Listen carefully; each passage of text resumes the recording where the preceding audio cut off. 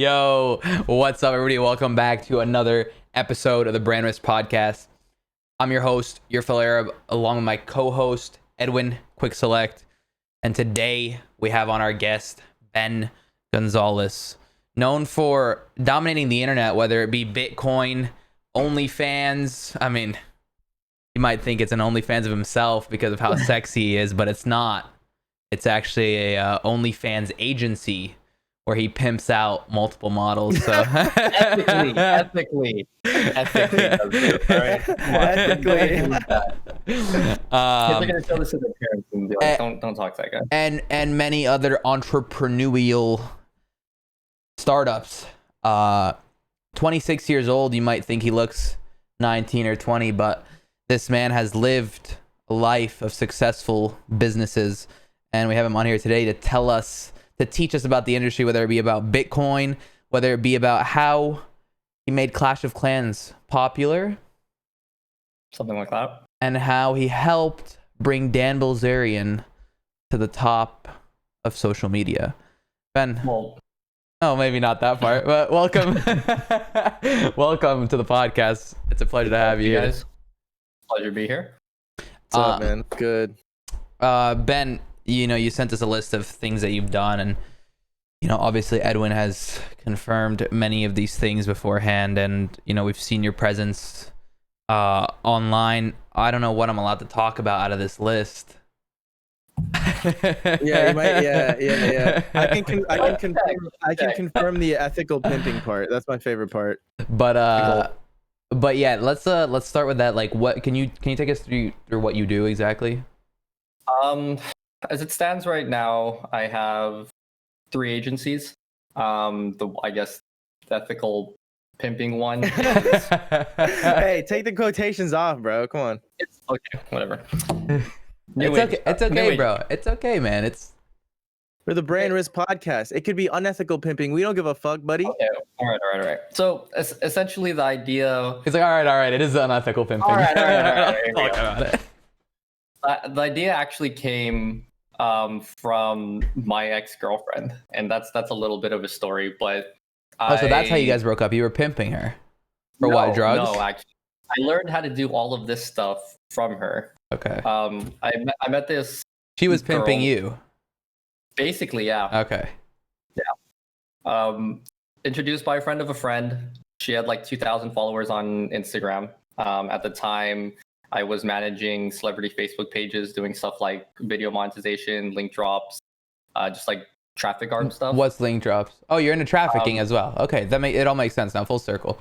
Ethical trafficking. Come on, you gotta put that in there. I need to like an out of all of this, but I was running some Facebook pages, and I thought, why not just try to turn her into a model or an influencer or something? Like, she was fairly attractive. So started coming up with stupid ideas, not like over sexualized ideas, just like hold a dildo in your hand and take a picture or something. Yeah, nothing crazy. Yeah, nothing crazy.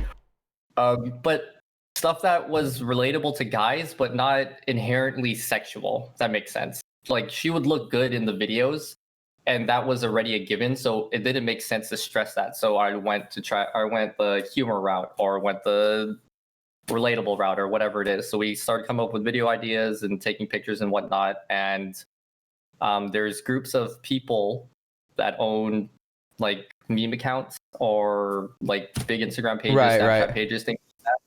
And I went into those groups because I knew my way around them. I knew the terminology, but as her. And I would talk to people in there and talk to them about like their normal shit. Oh my God. He went in and he said fucking so hard that they would post her shit for free.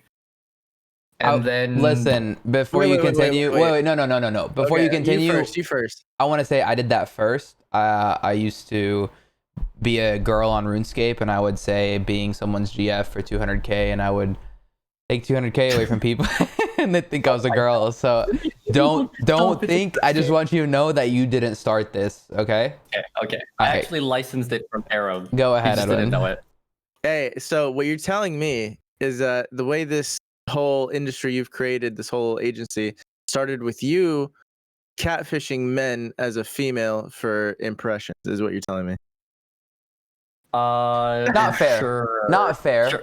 Not Sure. fair because he did own the supply of female in his Yeah, he did. basement. He So, did. He so did. if the situation was to occur, he had the product. He had the goods. He had the yes, my man. product. So like hold My a man. spoon over your nose to prove you're not a catfish, and he would go take a picture of her with a spoon on her nose. It was Yeah. consensual catfishing. Exactly. Consensual? Is that the right word here? Dude, I'm excited for this podcast. Yeah. Man. I look like such a scumbag already. It's been like 2 minutes. No, you look like an ethical scumbag. An It's- ethical Thank you. I'm glad we're all on the same page. But it went like over the course of actually no, one video hit over a weekend. It got like 40 something million views on Facebook on Ludacris's Facebook page. Oh, so like 30,000 real views. No. But the thing is, like, these are older people, so Yeah, but like it's their views Facebook, count right? as like, yeah, I guess around like half. Yeah. Yeah. It's like a fraction. Hey, completely jokes aside, I feel like if older people watch your shit, I feel like the CPM is probably higher because they actually have money, right? Yeah. Like that makes sense, right? CPMs across the board are higher for older demographics. They have more Really? buying power. Yeah, for sure, 100%. That's why if depending on the type of content you make, you can make a lot more money. Like for example, Makeup if you channels. sell- Oh my god, they make so much money. yeah, exactly. Oh my god, because they that's can, the highest they can CPM sell is shit. beauty. Yeah, The well, high- that and education, that and like teaching people how to flip houses and shit. Like if somebody puts a banner ad about that on your video, Is that a it'll make money. limitless pill? Is that why you're so smart? No, it's gum. I do have my Adderall prescription. That's what we're talking about. But like what Arab was saying, or actually no, what everyone was saying. Oh, we're both the same. Brown. Yeah, Brown. What Brown was saying. The highest. If you're buying ads and you target like middle-aged females, you will pay almost 10 times more than if you're targeting like Fortnite kids. Okay, so my question is, how do we know that you right here on this podcast behind this camera are actually you? Now that you've told us that you've been catfishing. I need a spoon. bro, you know what the hilarious thing is? I don't know why I feel like Arab's in a giddy mood. This is gonna be like this the whole time, bro. It's gonna be so hard but to actually. no, but that's not fair because we're actually getting points across. He's already talked about so much. It's gonna be one of the best podcasts. Hey, so listen. So continuing that thought, you took the pictures and the videos of your chick. You catfished ethically these big meme pages. You got free promotion from them. You grew the account, and then what? That's what kind of where we left off. And then she cheated on me twice. One confirmed, two I'm like very strongly assuming. How did you not know she was gonna cheat on you? She was probably getting DM'd on the Instagram account that you ran. Because I would see the DMs. True. That's what I'm True, saying. How did damn. you not know? Oh, true. Because the thing is, I want to rail I you wanted tonight. to- All right, I want down. to believe in, the goodness of people. You know what happened? Ben was sexting the dudes, pretending to be No. her, and she ended up fucking one of them. This is fucked. So I facilitated my own downfall. Ben, this is not how I thought this podcast was gonna go. But The funny yeah. thing is, I'm not naming names here or anything, but she has 7 sisters. Oh, and you fucked 3 of them. I was close to her younger sister, and her younger sister is very talented. And she's talented singer, talented dancer, and she would always want to sing. I'm like, you should do dancing's gonna do better. It's always gonna do better. I don't know why, it just will. And after we had You broken thought up, of it too. started what? Oh my god. Oh my god. I was Dude, gonna you know say what? we sell more on the black market. I can't even be serious at this point. Bro, you know what I was gonna say? I was like, that's crazy that she had 7 sisters. Because when Arab dies, he gets 28 of them. Oh my god. I'm sweating, dude. Oh my Ben, why god. are you the funniest guest? You like I don't know. I'm just telling a story, man. Bro, my ribs are You guys are awesome. My shit. ribs Oh, are you guys have. What'd you say? Uh, Oh, what you guys had? I've been up for 16 hours. That's what I've had. Whew. All right, continue. 7 sisters. Got a younger sister. One younger sister, very talented, and she always wanted to sing. I told her you should dance. You should do dancing stuff. TikTok comes around. I haven't talked to my ex in, I think it's been like 4 years now, almost 5. And Do you regret that? the younger, no, it's fine. The younger sister, I'm still friends with, and I'm about to check TikTok. It's pretty. Let's see. She just hit, or she's at 4 million followers on TikTok now. Oh shit. Doing all dances, which I called a long ass time ago, and I actually got a text from her saying, "Should have listened to you earlier." Jeez, sick. Okay. Well, so how did that okay, so you got her page big. That unfortunately happened. Now, how does this spin into you starting this business? It's the ideology behind it. I think that what a lot of people that have agencies are doing now, they're trying to over sexualize the talent. And what that does is, like, as guys, we're really simple, you know? Like, we take things and we put them into buckets in our heads, and that's just what it is. That's how we define it. If you take an attractive girl, I put them in the laundry machines in my head. laundry machine, okay. Yeah. Edwin, what do you use? Buckets, laundry machines, cups. I put him in a generally submissive position, but anyways. Oh, okay, all right. Okay, we'll talk about that later. But if you take an attractive girl and, like, you do a post about her or you make a video with her and you're like, hey guys, look, she's fucking hot. Oh my God, it's so you're easy. beating a dead horse. You're basically like, everybody knows she's hot. You don't have to say it. You need to focus on something else. Like the influencer market, the model market, the streamer market, everything is so saturated nowadays because of the access that everybody has to the same technology. The thing that makes you stand out is having multiple things or being in multiple buckets. If you take one person and you just define them as one thing, they're just going to get lost. They're not special anymore. So I took that ideology and I applied it to the people that I was working with. And I guess I don't want to call it a slogan, but what I try to do is create influencers that have OnlyFans. It's not create OnlyFans models. Okay. So what I'm understanding right now is you're talking a lot of entrepreneurial talk that, like, fucking, that you're beating around the bush. Like, what did you actually do with them in the OnlyFans? You know what I'm saying? Like, I feel like we haven't gotten an actual specific what you've done. You just you basically just said all that just so that you could say you took influencers and gave them OnlyFans. So what does your OnlyFans agency do? Like, how many clients do you have? What I think he's saying like he gives them like he helps them build their personality and helps them fit into certain niches. For example, People go to their OnlyFans for the personality.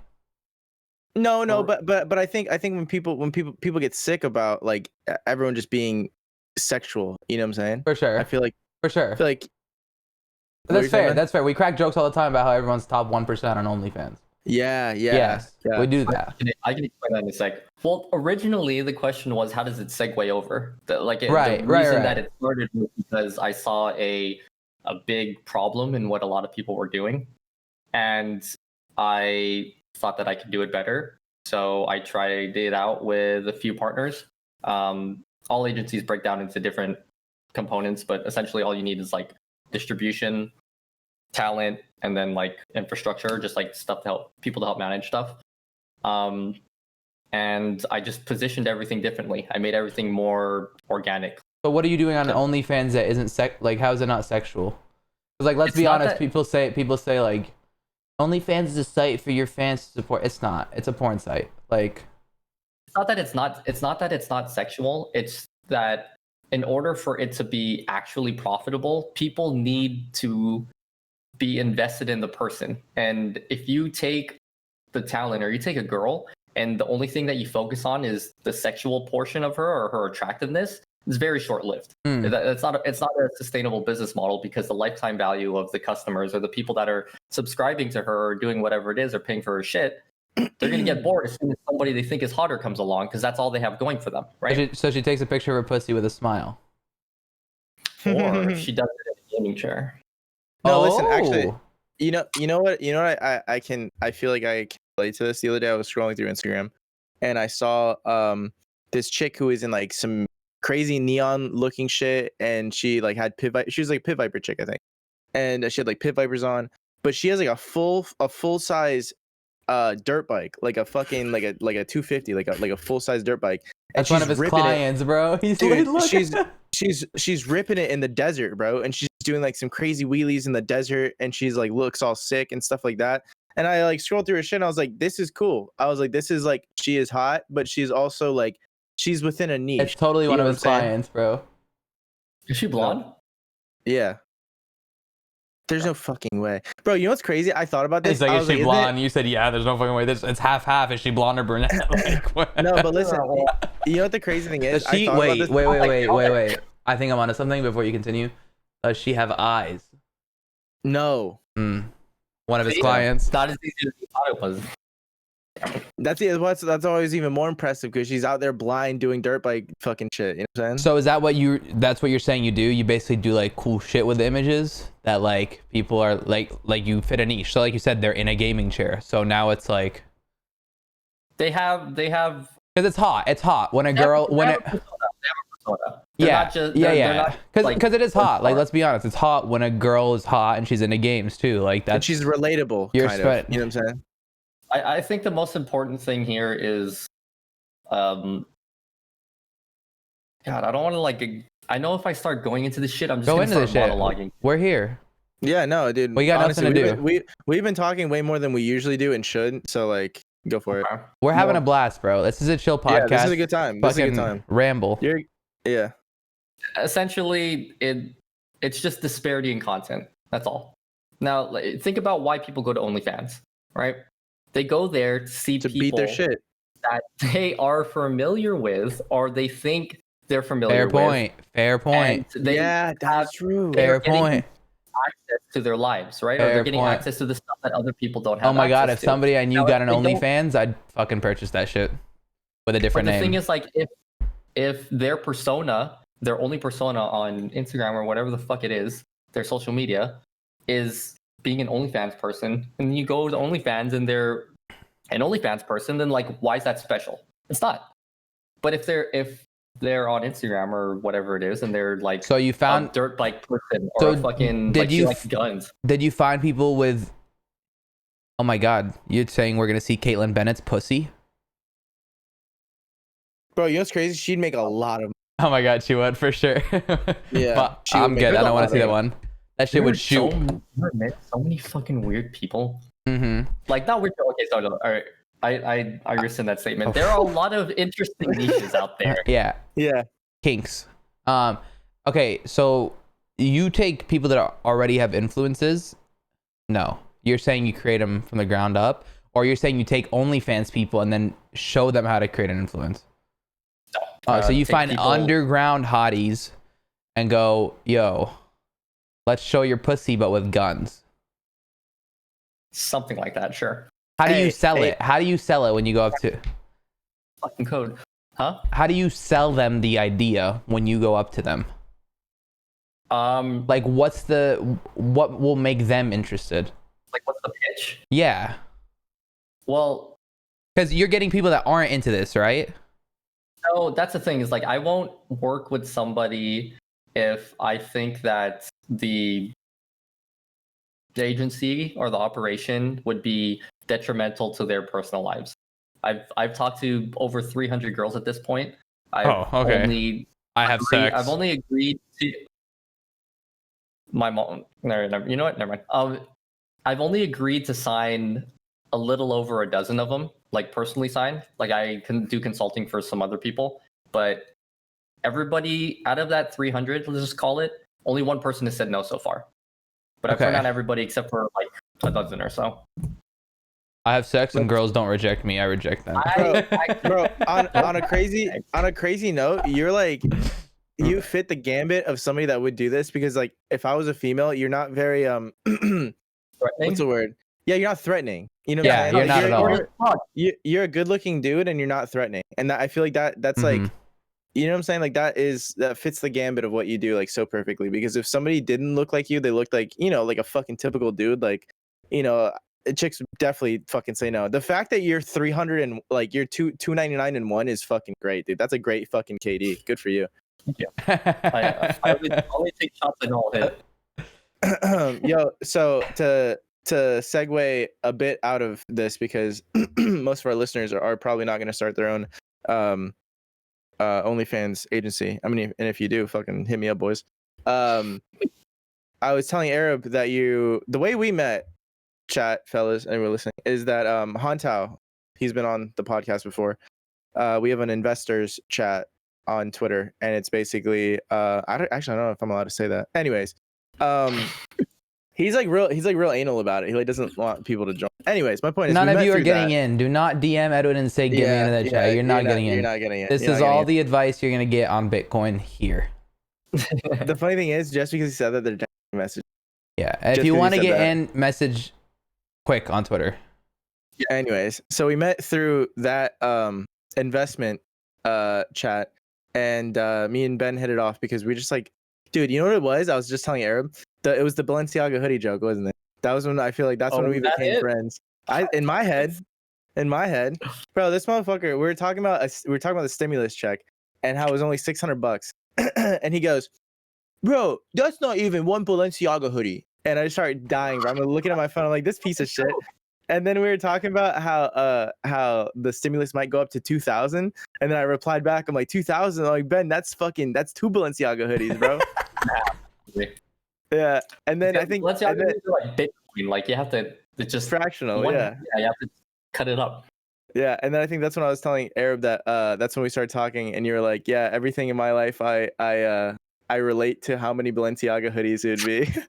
Okay, to be fair, I took that from I forgot who said this to me, but he's like, from now on, I'm just gonna refer to everything like as a fraction of a million.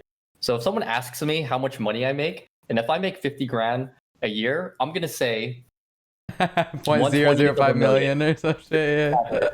Everything is just divisible by a million. And I'm like, okay, fine. I just did the same shit. I don't know. But yeah, the reason I bring it up is because I know that a lot of the people that listen to this podcast really enjoyed the business and finance talk we had with Hantao last time we did this. So I figured bringing you on would kind of be kind of a round 2 of that. Okay, and if you haven't listened to that podcast, it's Edwin, point up to the corner, the other corner. That's there. It's there where Edwin's pointing. Click that and watch it after this one. So what are your thoughts on crypto right now, like as the market stands? And let me paint a picture of like what I want, like the situation that I want you to analyze. So it's a week it's a week and a half before inauguration day, right? We were having some general like political turmoil, like Bitcoin's at fucking 40,000 now, it's at 30,000. It was at 1,000 last March. Or no, it was at I'm wrong. It was at 4,800 last March of 2020. Really? It was 4,800. Yes, bro. Oh and my I thought god. I thought about buying a bunch of it, and I didn't, because at that point, bro, it going over 10K was not. Now it's at fucking 40,000. Or now it's Okay, well now it's at 33. So everyone listening, it's hit 40. It's crashed back down to 33. Bitcoin will never be sustainable. I think that the more people understand what it actually is, like, is going to be the But how many of those people will actually ever understand what it is, rather than just investing to try to make some quick money? That's the thing, is I think that the whole investing in Bitcoin thing is going to, well, obviously it's going to stop at a certain point because it's going to plateau. Like Bitcoin, Will it plateau? Yeah, it has to. How? It's like how the dollar plateaus or any fiat plateaus. But the thing about Bitcoin is you have a lot of these whales that have so much Bitcoin that they can sell all their Bitcoin and it'll crash. What we were talking about at some other time was, and you should bring it up because you'll say it way more eloquently than I ever could, was the realistic possibility that at some point in the next decade to 2 decades that Bitcoin will be standardized to some degree. That's what we were talking about.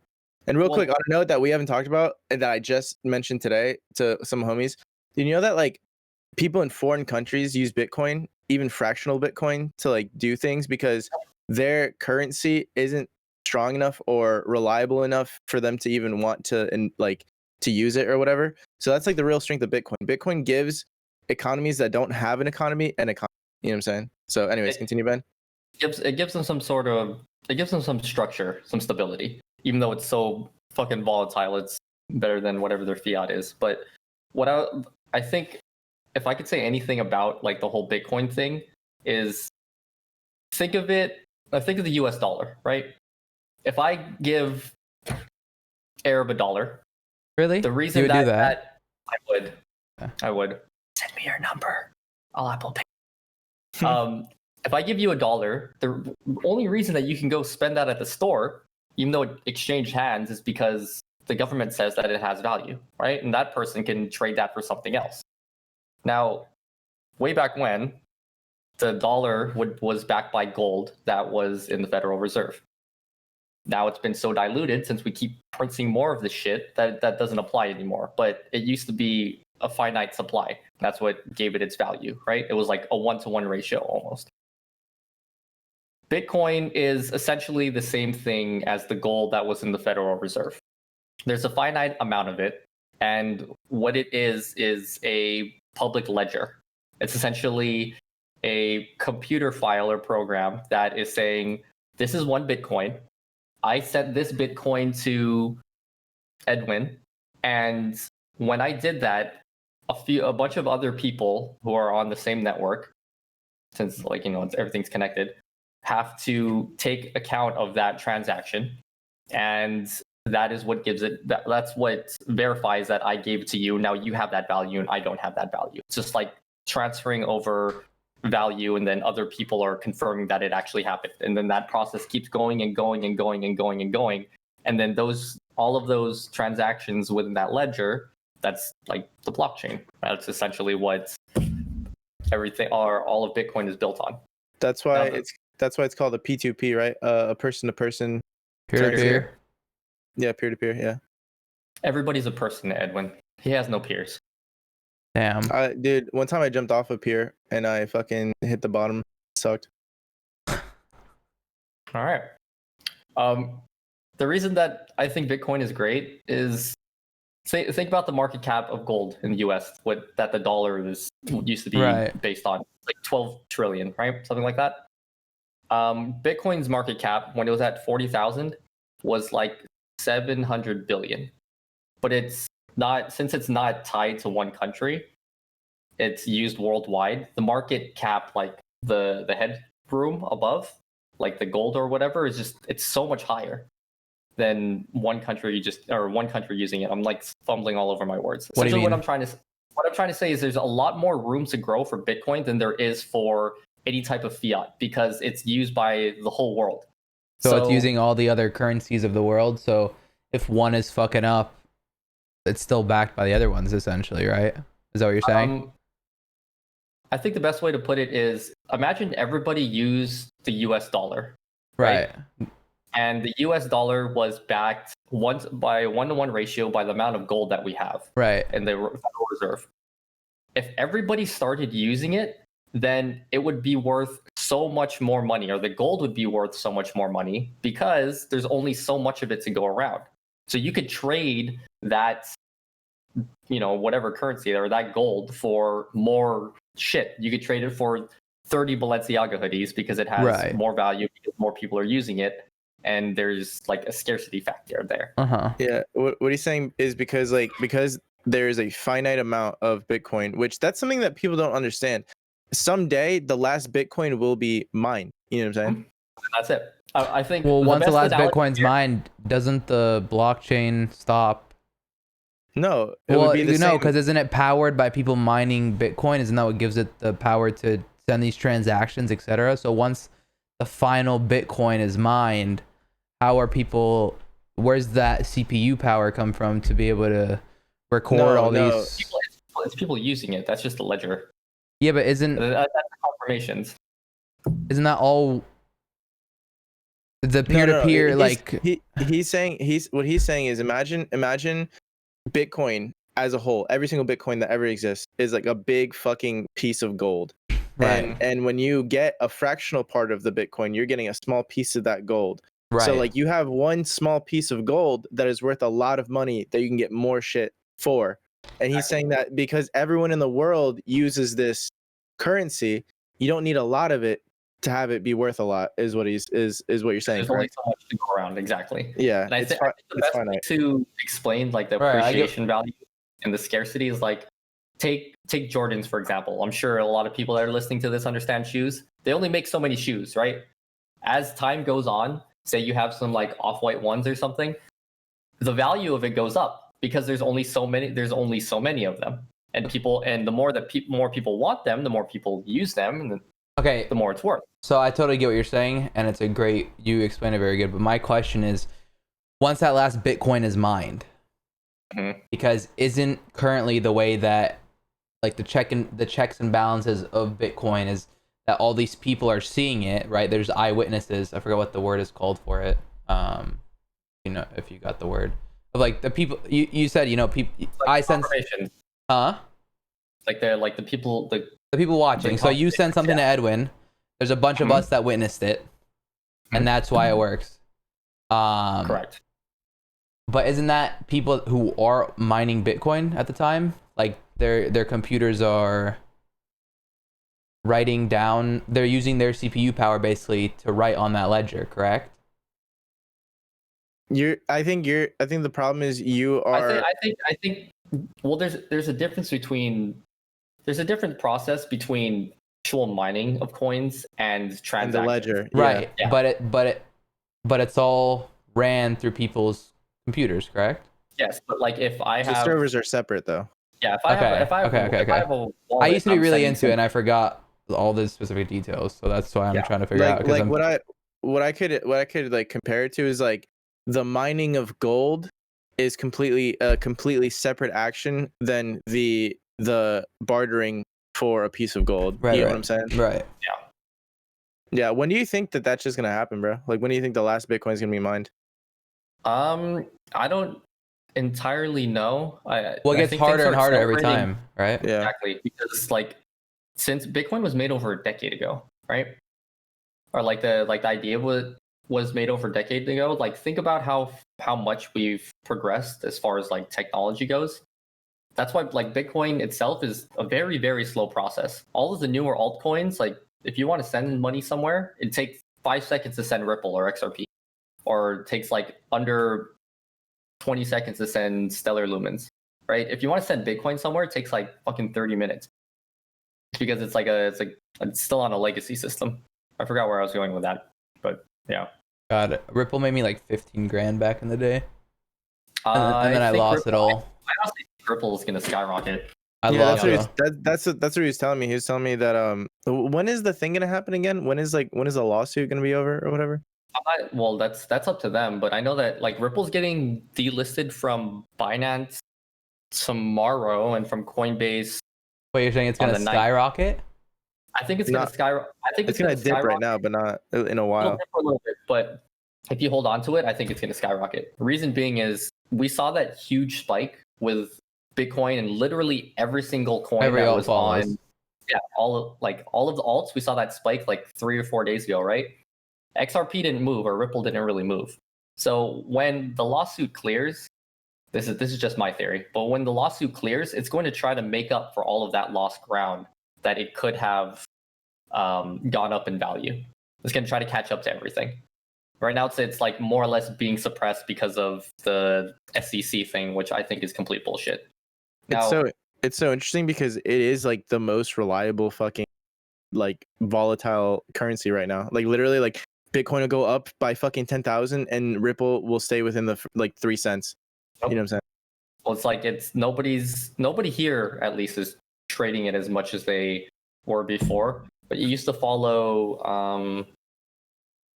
I forgot what had it had like a 90-something% correlation. It was either Ethereum or I'm pretty sure it was Ethereum, but like they used to just kind of follow each other. The thing about Ripple that I like the most is the purpose of it is not for here. Like the main purpose of it is not for the states. It's like for what Edwin was saying earlier, is like the other world countries. Like I'm part Filipino. If my grandma wants to send money to somebody in the Philippines and she wants to send them like $100, right? She's probably gonna have to pay at least $5 to $15 to send $100 back over there. Right. And it's gonna take like days to do that. Right? If you were to do that through Ripple or like XRP, let's just call it Ripple for now. If you were to do that through Ripple, it'd be there in less than 5 seconds, and the transaction fee is like a fraction of a penny.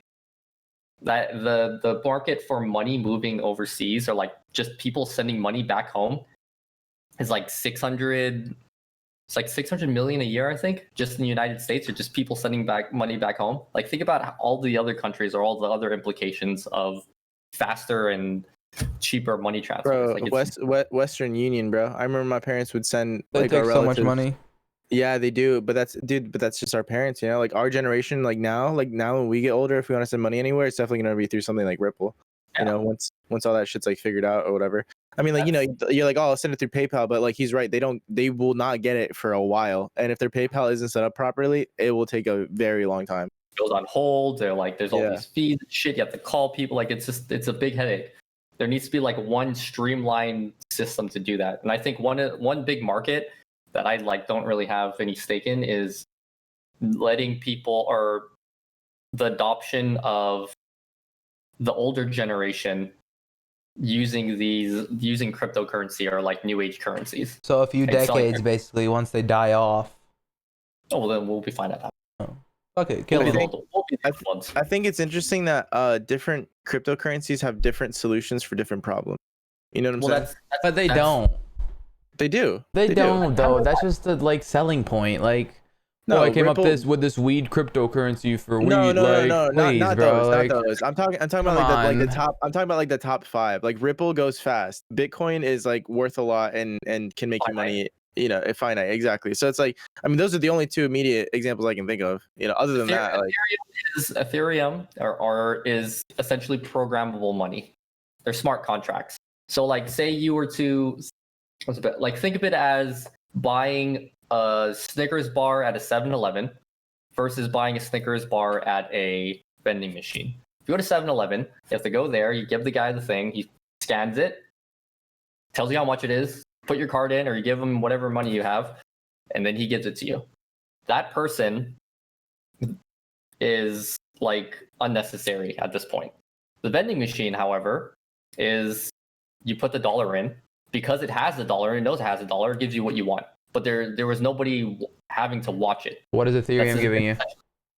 The Ethereum is the vending machine. It's a smart contract. But what's it giving you? Come again? What's it giving you? Oh, like say, for example, But what's the difference? Because all the other ones I'm putting in a whatever and I'm getting it back. Let's say, or requires less manpower. So let's say you have a contract with Edwin, right? Like a legal contract with Edwin that in 10 days you're going to give him $100. After the 10 days, then after 10 days you would give him $100. If it was a smart contract, or like through Ethereum or whatever, if you were to it would execute as soon as those conditions are met. So it's like after 10 days, the money would automatically be wired to his account without anything having to happen, like without you having to push any buttons or anything. It's just like, it's like a fire and forget type of deal. He's just saying I'm doing the very base, right. Like, but anybody listening to this is assuming they're all like that. Are they not? Like you're just no. What he's saying is Ethereum is less, like, it's programmable in the sense of like the people that run it utilize less manpower for it to exist. Is I think what he's saying.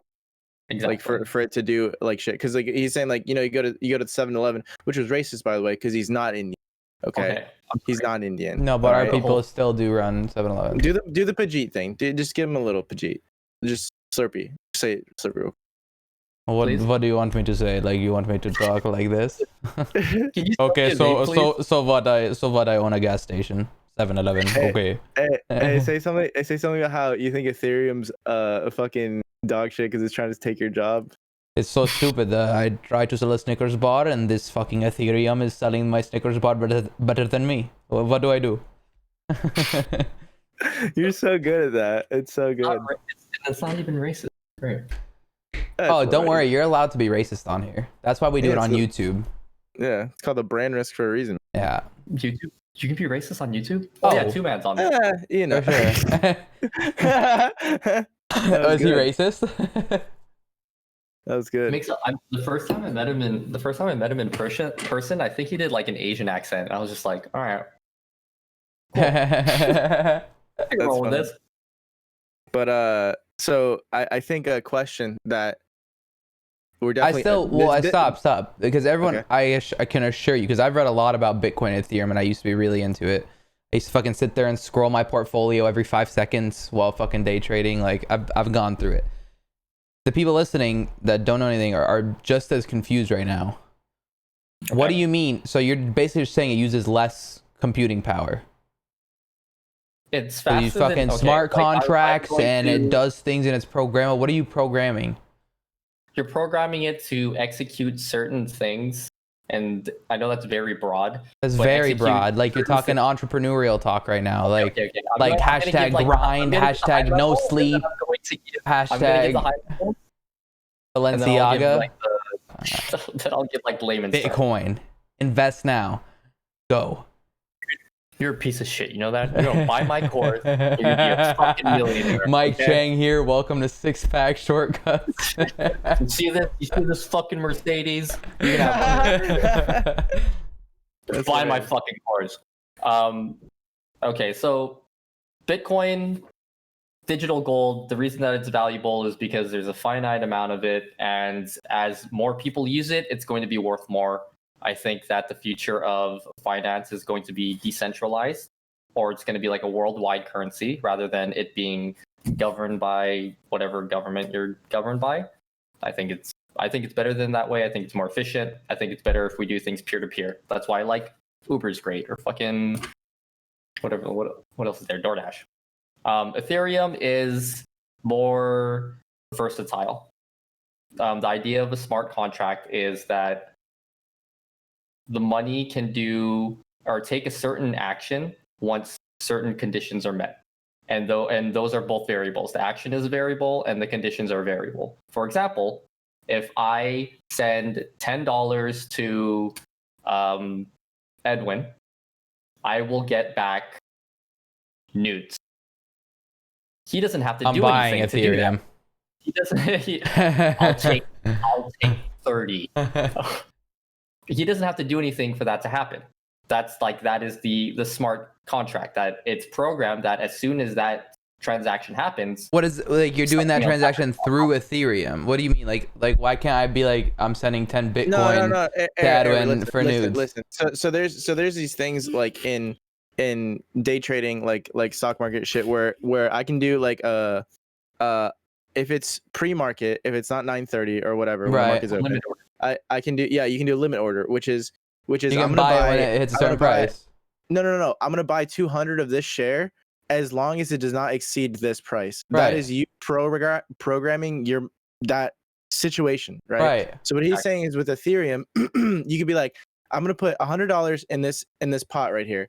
Once you do a backflip, the pot will open, and I don't have to do anything. I don't have to take the pot and open it and give it to you. It's just like a. Now think of that as business, right? Like think of a server. But why can't you do that with any crypto? Like it's just currency, right? You're telling somebody they're not programmable. It's just a different. It's just because, it's programmable through third party shit, right? It is programmable through third party shit. But the idea of Ethereum is it's decentralized and it's accessible by everybody. So like take a Shopify store, for example, right? You could program it to receive Ethereum. As soon as it takes X amount of it, it will take your order, send it over to FedEx or whatever it is, and take your shipping stuff, and then pay for it, and then have it all set and have all of that shit sent out. Like but you can do that with Bitcoin. And that stuff isn't automated. That's happening through your Shopify store, is it not? it's not. You have to approve certain things, and you have to like. I mean, like there's certain applications that you could build on top of it. The purpose of it is to stream. The purpose of Ethereum is to streamline a lot of this. So you're saying that you do this all through the Ethereum platform without a third-party software? Without It goes and it ships it, and it doesn't go through Shopify. That is a possibility. Yes, I'm like the idea of Ethereum is just a smart contract. Listen.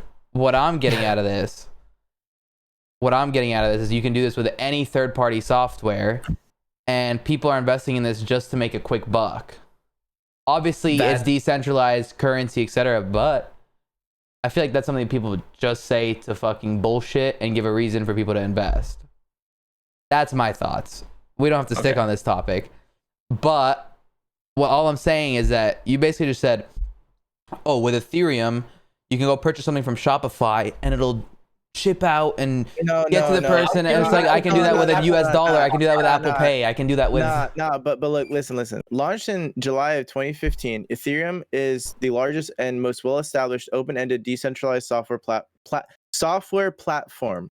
That's what it's calling it. It is not calling it a cryptocurrency, first of all. Ethereum enables the deployment of smart contracts and decentralized application, dApps for short, to be built and run without any downtime, fraud, control, or interference from a third party. So, but there is downtime, isn't there? Isn't it slow transaction with Ethereum? Is that just Bitcoin? What he's basically what you're missing here, Arab, is that you're thinking of it as strictly a currency and not a software platform. It is a decentralized software platform. They're all decentralized. They're all decentralized except for Ripple.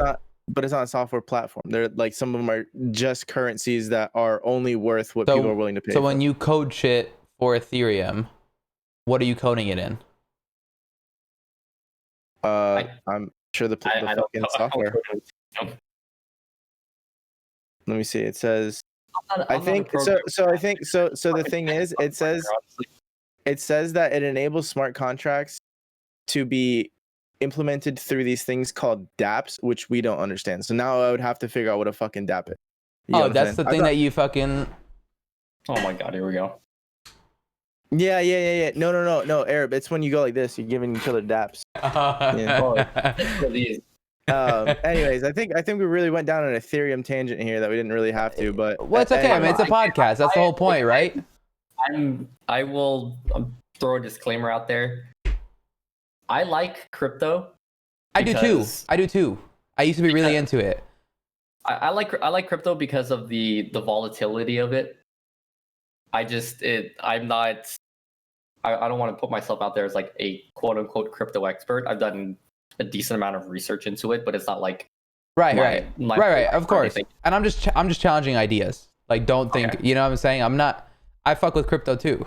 I used to be really into it. I stopped because I started focusing on streaming and I didn't want to look at numbers all day and be addicted, you know? I like the numbers. No, for sure. I like Twitter analytics and YouTube stats and shit. So it's like, I love numbers too. I'm just saying, I'm here to challenge shit because I'm pretty good at wording things in layman's terms. I don't know if you know, Ben, but I'm pretty sure you've kept up with my shit for a while because you used to watch me back in the day, or at least see my shit. I don't know if you, but like my claim to this, internet shit is because I created the best series of like education to layman's terms. You know what I'm saying? Like I was good at wording shit for people. So like, I'm trying to understand it from somebody's perspective listening. And the way you guys were talking about it, like, oh, this software, it's like kind of like that entrepreneurial fake talk that you see a bunch of these like exactly, these fake it to make it like people use to try to like convince people, and it works. But I'm just here to challenge that. Hey, have you guys ever heard of Vema Verb though? Hey, yo, Vema Verb, white BR, bro. Wait. Did you like so many people in high school I knew were on that shit, like the MLM, like my god, MLM boom. I was the guy that was giving all of those people shit, and it like tore a few friend groups in half for a little bit, and everybody was like, you wanna know what's crazy, bro? You wanna know what's crazy? My brother runs a multi-million-dollar marketing firm now. Okay, he owns it. Is it an MLM? No, what do you No, it's mean? not. A multi-level marketing. Oh It's no not no no no now. no no no no! It's an actual. It's a marketing. It's a social media marketing agency. Like he does ads and shit. Yeah.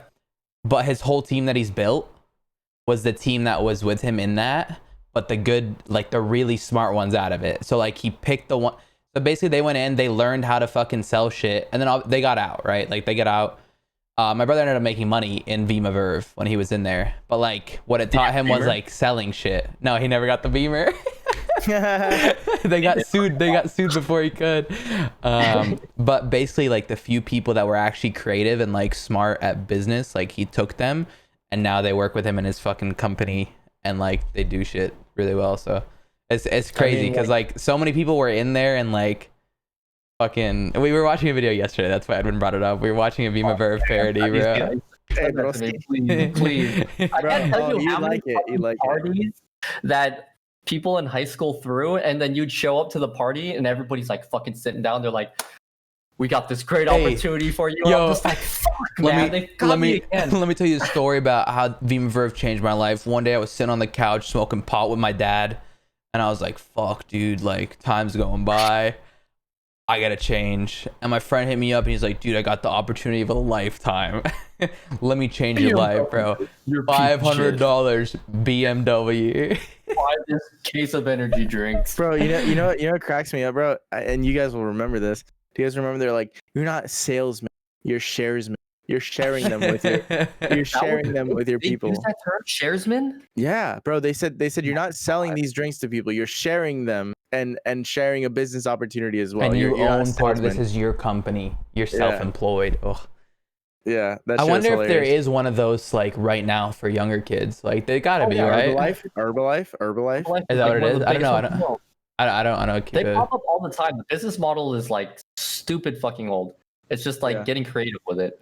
So everyone listening, what it is like you have one guy and he sells this like package to somebody for $500, and then the way you make money is you sell the package to 3 other people for $500, and then you get a percentage of it, and it just keeps going. And all you do is just keep selling packages to people for $500, and they tell you that you're self-employed, but really you're making everybody else money. Yeah, you're part of the leg.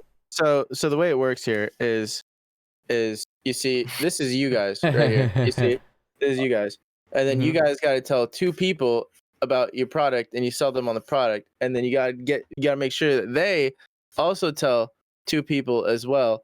And you know, some people would say something about this looking like a pyramid scheme, but realistically, if you turn it upside down, it's a pizza. Oh my god! You see what I'm saying? So you guys, if you're listening to this podcast, you've either already heard about this shit, or by the time you get into late high school or early college, someone's gonna come up to you with this shit and take our advice. No, dude. Do it. Do it. Learn how to sell stuff. Learn if you can sell useless shit. You're going places. Seriously, let me give you like. No, you're trolling, but it's a fair point. No, yeah. He's being. If you do it correctly, you can actually learn all. But don't do it, guys. I was talking to one of my business partners last night, and he was like, in high school, I wish that my dad forced me to be like a solar salesman or something.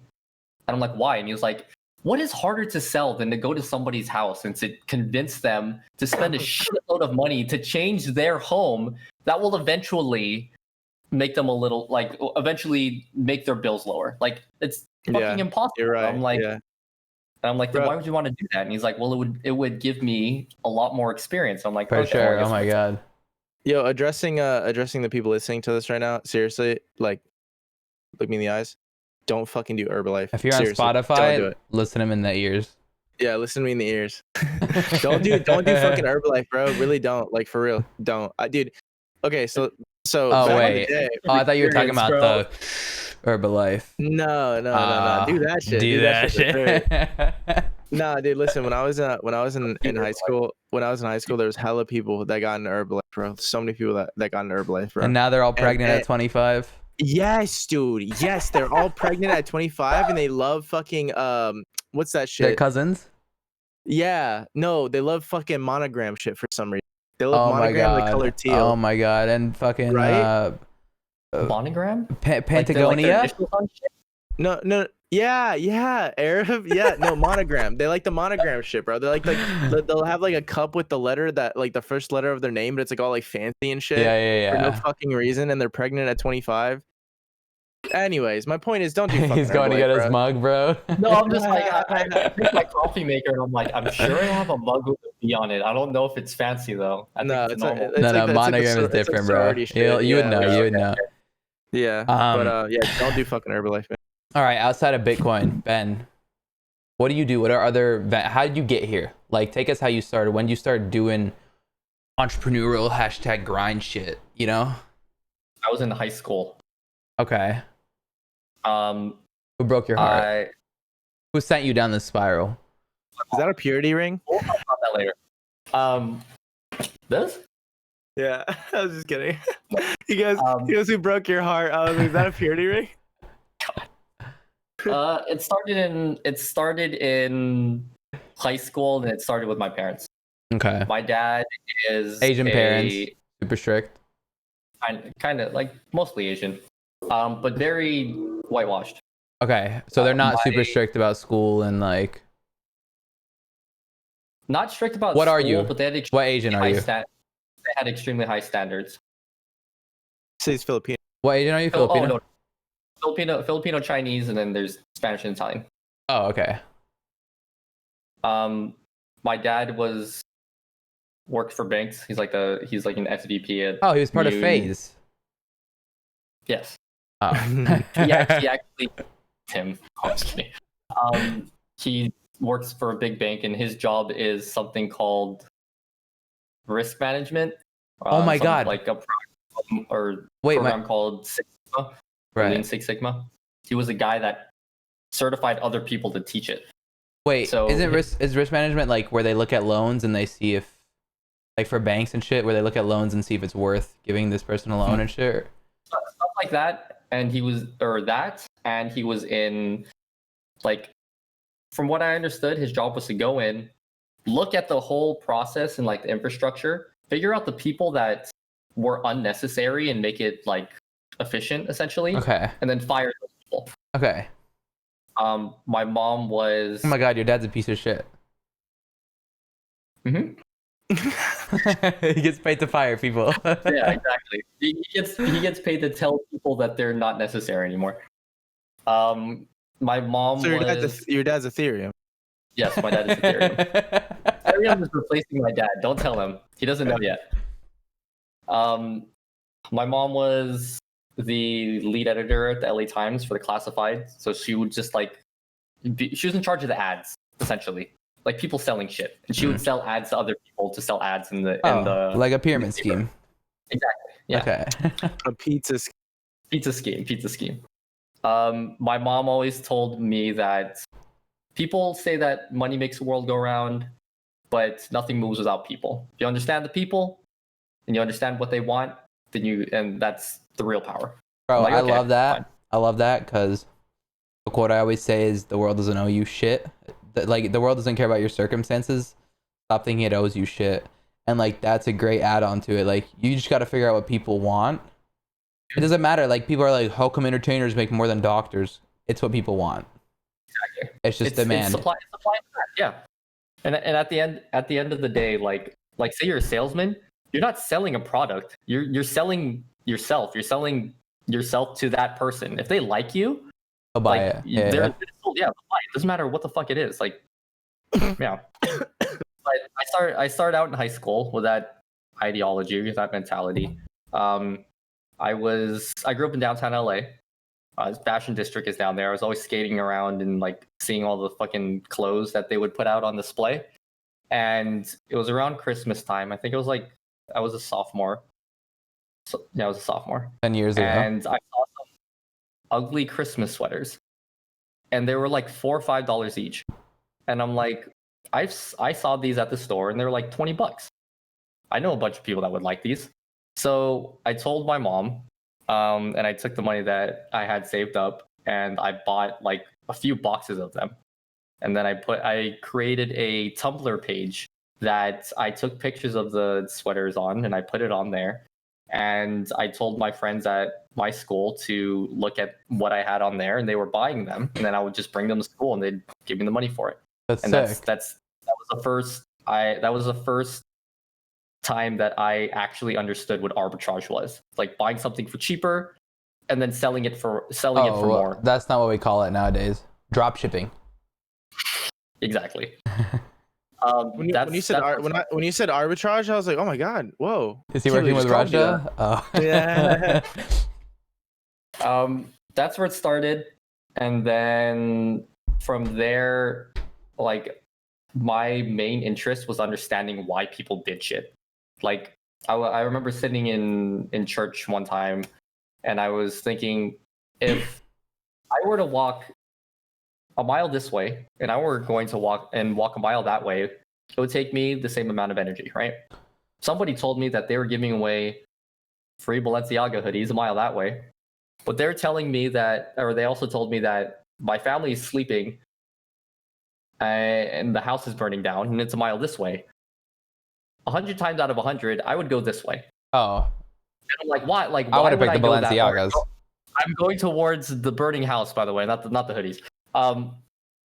Why would I was always wondering, why would I go this, like, the way of my family?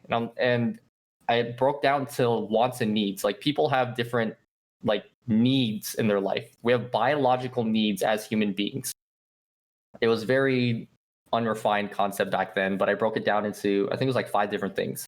It was money, power, the opposite sex, health, and then like food and shelter, right? And social acceptance. Like, people need people to like them. It's like it's a thing.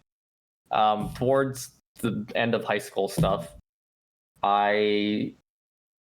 Instagram was starting to come up, and I saw people liking stuff, and I'm like, okay, this is just like, likes to me was just social acceptance. It's like people validating that you are quote unquote cool. And I thought to myself, if I can change that number, then I am inherently changing the way that somebody feels about themselves. You're selling them something that is a biological need. And so I figured out a way how to do that. So I talked to one of my friends that was a programmer, and I was like, can we change this number? How many likes? And he's like, well, you can't change it. It's like sitting on the server. And I'm like, okay, well, how does it work? And he's like, well, people have to take action on it, like an account does. I'm like, well, can we make accounts? He's like, yeah, I can do that. So we put together this is before 2-factor like phone verification. This is before you can only have 10 accounts on one device, before all of that shit. This is before they're required by Facebook. But we made like 300,000 accounts over a weekend, or 3 days, Friday, Saturday, Sunday. And we put together a bot to essentially control all of these accounts and take the same action. So we would find a, what's it called? A URL, like a picture. And we would just tell all of them to take the same action, or to ping the server with the like action. And it would just send likes to it, and it worked. So that was the product, the social acceptance. That was the product that we were selling. And then it came down to how are we going to get this out there? And we went back to the drawing board, and we looked at all of the actions that you could take on Instagram, because we wanted to utilize the accounts that we had, and comments was one of them. And back then, Instagram's the way that they indexed content was chronological. So if they were still using that system, the first picture on Instagram would be instagram.com/p/000000001. And then 2, then 3, then 4, then 5. Like, it was just, that's how they had everything. So it was very easy for us to find pictures, or find URLs of pictures, and then send comments to them. So we were sending out like a fucking 250,000 comments a day when there was only like maybe 10 million users on the platform. So we were hitting literally everybody. But people like, but you were sending out comments that asked to redirect to your site. Self-promo, right? Comments. Yeah, we were sending out comments saying stuff like, hey, you have nice pictures. If you want to get more likes, visit this website. And then we would drop our URL. Oh my god, I told you, he's been a piece of shit since the beginning of the podcast. Bro, I literally get those comments to this day. To this day. I mean, not from you, I'm sure, but like fucking I get comments like that on my shit all the time. It's like, oh, or like they actually DM you now. They don't even fucking comment. They actually DM I don't get those. They're finding other ways of doing it. Yeah, but, I don't get those. I mean, yeah, because your account's fucking banned, you idiot. But yeah. Is it? Dude, I have the name Arab on Instagram, and ever since I got it, I've been getting suspended nonstop. Is it live right now? No, it's banned right now. Oh, well, I can probably help you with that after. So I was like, I've been late banned for 16. impersonation 3 times, impersonating No, myself. I liked where this was going because you named off the 5 or 6 human needs, and then you named off how you identified one and how you're trying to monetize it now, and you're at the comments. So you're sending out 250,000 comments Right. a day, and then okay. So Oh, that's and where by the you're way, before you continue, by the way, I'm just trolling you. I respect the hustle. Like I fuck with that. Oh, thank you. Yeah. I thought you were trolling. Okay. no, that's one thing you gotta like know about us, and I feel like we almost like should have had like a bit of a warm up, but like I think he got it. No, I think he understood this is my it. first time talking to Arab ever, by the way. Yeah, For everybody. yeah. I've talked to Quick. We have the craziest, the driest humor ever, bro. Like we'll look you straight in the face and say some crazy shit, and you won't know if we're fucking around. No, but he gets it. He gets it really well. That's why I've been super. No, I think that's this is why the he's most. successful. I think this is the most. I agree. That's a fair point because he doesn't get offended by shit, and he's cool with that, and he gets you're charismatic. Inside. You're charismatic because a lot of people do think I'm a piece of shit when they first talk to me, but you took it well. I still think you're a piece of shit. All right, so P00001, and you were spending out 250,000 a day. How much traffic did that drive to? How much revenue?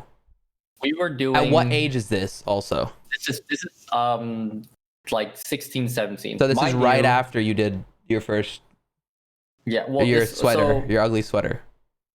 Let me back up just a little. Go off on a little tangent. When I was like 15, 16, I got kicked out of the house. Oh, So when I was doing a lot of this stuff, I was like at my friend's house. I was like in and out for doing bad in school, or what did you get kicked out for? For religious stuff. Okay, Let's put it that way. right. I was in and out, but I was just like doing this shit with one of my friends. Back to it, the comment stuff, sending out like 250,000 comments a day. We were doing, it was like 15 grand a day, like gross. Income revenue. That Fuck was me in the gross ass. profit. That was gross profit, and our costs 50-50 were like split. our costs were like Bro, fuck me in the ass. it was like $1,000 a month for the server and for the emails account, the emails and all that other shit. Bro, if you let me fuck you in the ass, I'll do it as long as he manages the only. Okay, deal. It has to be free though. Yeah, it has to be free. OnlyFans. We have and you to personalities. watch. People will watch. Yeah, definitely. Sure. He screams a lot. We can talk about it. Who does? He does. I do too. Okay. All right. We can work with that. You know what niche we could do? Inverted anus. That's a great niche that I feel like you might not really tap into. You want to see me do it? I can do it on command. I'll do it right now. You want to do it right now? No, it's okay. Show later. Okay, we'll do it on the audio Continue the only. story. Audio only. Audio only.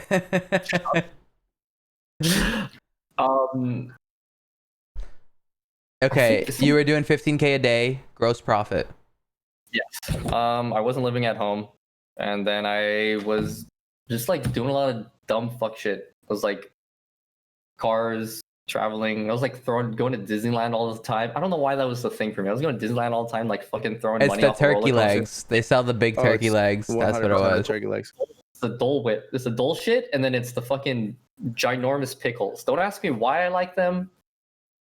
Inverted Well, anus is definitely gonna there's- sell. It explains the OnlyFans the thing. Oh my god! Somebody's ringing my doorbell right now. I have no idea who it is. Go answer. Sorry. Oh my god, I hate this guy. I swear to God, if you talk shit about me when I'm gone, He's good, bro. He's good. He's Dude, funny. I'm not gonna lie. This has been one of the most fun podcasts I've ever done. I feel like it's fun because like we just kind of flame him and then he just takes it and he just keeps going. Like he's trying so hard to get his point across, but we just keep pausing, we just keep stopping him and flaming him, bro. But like, That's it. but like we like recognize that he can take it, you know, like Yeah, Ben's there's cool. there's like I'm thinking of so many in my head right now that I've held back because it's too. like I gotta let him get his point across. Dude, you know what's crazy? Earlier in the podcast, I was trying so hard not to laugh, bro. Bro, I we was just both laughed. I was dying. yeah. Yo, welcome back, dude. No shit talk at all. Dude, it's crazy. No, it's crazy. You got off. You got off, and I go, I hate this dude, and you go, no shit talk while I'm gone. yeah. I fucking knew it. I don't remember where I was. 15K You, gross profit. Yeah, I was- turkey legs. Doing a lot of dumb shit, but at the same time, we were like fighting Instagram. So they would make like our bots would stop. I'd wake up in the morning. It was at the same time every morning too. It was at 9 o'clock every morning. The bots would stop. We'd turn everything off, and then try different variations of what we were doing. Whether it be like spinning IP addresses, like not sending too many from the same one, or different email addresses because they were like purging accounts too. Or we would have to take the comments and add variables in them. So some comments would say, hey, or it would be like open parentheses, hey / hi / hello / hola, close parentheses. So it knows to spin between those four. And you'd have to have multiple variations within the comment so it doesn't pick up like too many of the same comment because then it would. Why do you only have 300,000 accounts? What stopped you? Oh, we started making more after that because people started buying them from. People started buying the accounts. Yeah, so they could run their own stuff. So people would like, run their own. He's the fucking second motherfucker, bro. So our last guest on the previous podcast, right before you, which you guys can click here for, Edwin, do it, was actually the hacker. He's the guy who follow bots everyone on Twitch. And he's got 30 million accounts. 40 million accounts. Yes. Okay. 40 million. And Does Twitch not have security? Bro. Twitch sucks. Twitch sucks. There are people that he's botted. There are people that he's botted for fucking 3 million, and they still have the 3 million on their account. 3 million in one day. Bro, Ben, he botted me for 1.7 million, Ben, and then I became friends with him. I cracked a joke, I became friends with him, and then he unfollowed me. He unfollowed me on all the accounts, thank God. Like, and then we got him on the podcast. Fucking Ben, right? What I thought was crazy about the fact that like these, like you can just make that many accounts and they can just exist and be inactive until like they're all forced to do something. All email verified, by the way. Is the fact that, dude, do you know how much money Twitch is probably getting from third-party advertisers claiming that their user base is this large? Half of the traffic online is fake. I'm gonna put that out there. Yeah, like fair. So much. When advertisers are buying traffic or they're doing arbitrage, they are accounting for some of it being like not real. Like they have a tolerance for that. Like think of a store, like all big chain stores like Forever 21, H&M, Target. They have like a margin or whatever. I don't even know what it's fucking called, but they have a like a tolerance. Yeah. For people stealing shit. It's like the same thing. Really? Yeah, they write off like yeah, no, they do. They write off have like a 10%, budget for that? Bro. Yeah, Yeah. they do. Oh my god, yeah. Something. It's okay. They'll write it off.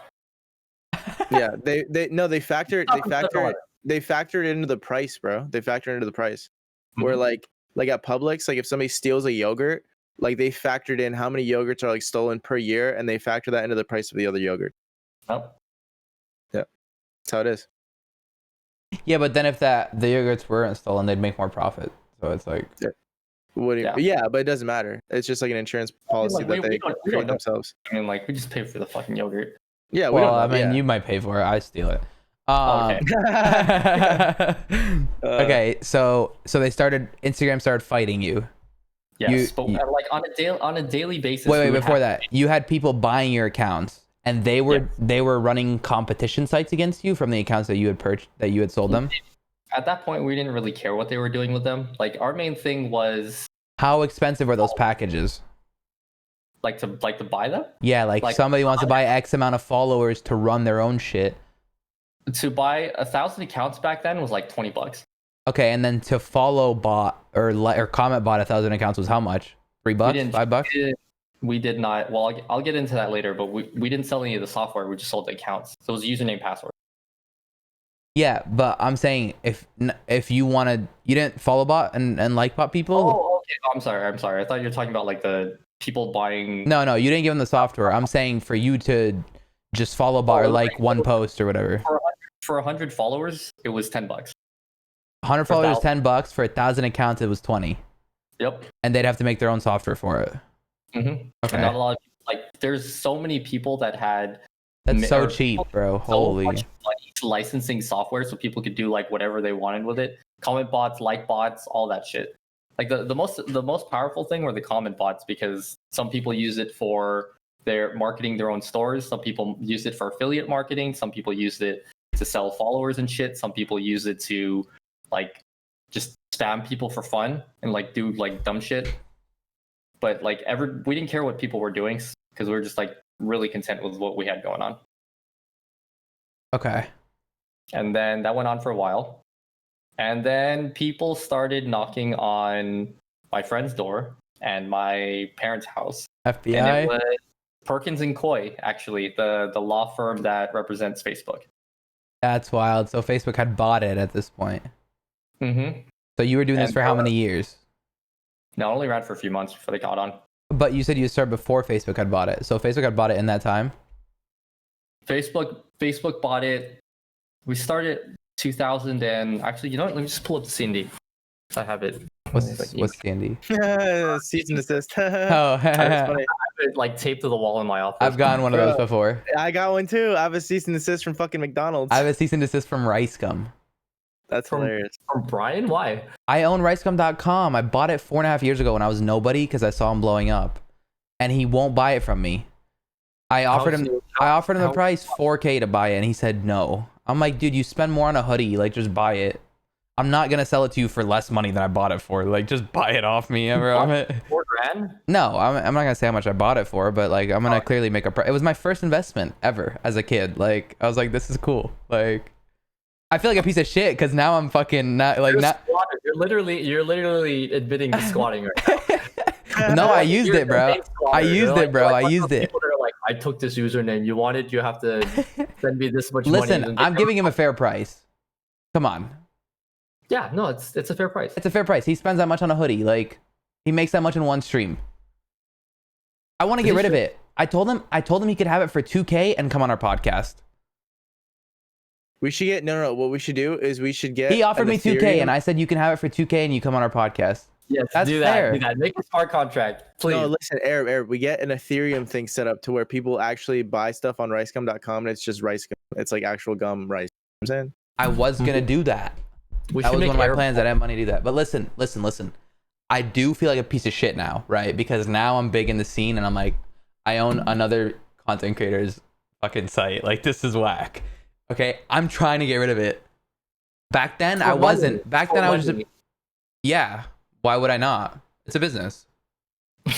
It's not that much money, bro. you're like Yeah, it's just funny. It's a business. Okay, yeah. Okay. You don't think? Okay. You don't think Jeff Bezos has sold babies? Like, come on.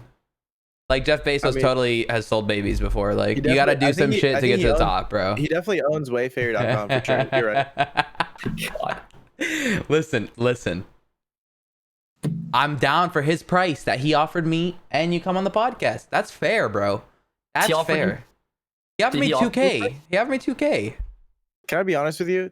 The 2 times I have seen that man in real life, and we were hanging out in pretty intimate situations. He said probably at most 33 words. So I don't know if he'd be the best podcast guest. Dude, we went to a river and we went diving with like the crazy like dolphin things, and like he was having fun, and like it's still, I to crack a smile from that dude was like impossible. Crazy. Let's see. Scroll back just. Where is it? I have a funny story with him, and because that was going on at the same time I was dating that girl that I blew up on Instagram. I was hanging out with Brian, and that was like or Rice Gum or whatever. The one who turned you into a pimp. That was the one that turned me into a pimp. That was like the beginning of his like YouTube career. And he was like, very interesting. Like the influencer scene in LA was like go out on Thursday, Friday, Saturday, Sunday, and then like sleep for 3 days. Yeah, that's why I can never do LA.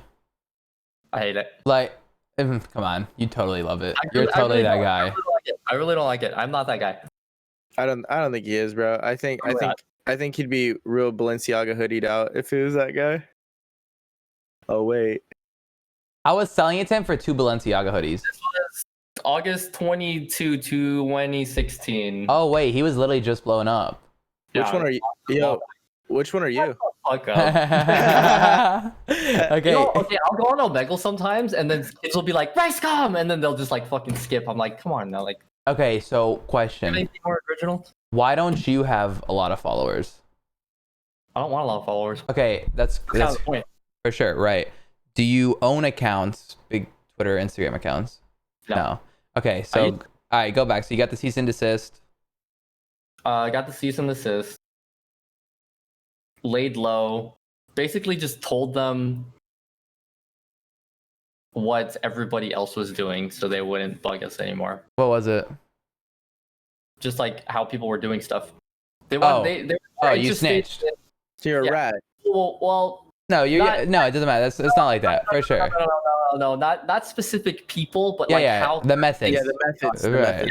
that's what they were interested in the most. Right. For So- sure. Otherwise, you're going to prison for fucking 10 years. Well, 17. Oh, so you're going to juvie for 1 year and then prison for 10. Yes. Okay. You As look like- soon as I turned 18. And dude, no offense, but you definitely look like you'd hold at least one pocket. Oh my Yeah, god. He would hold 2, Oh bro. my god, you'd be a commodity. They'd drop ship your ass.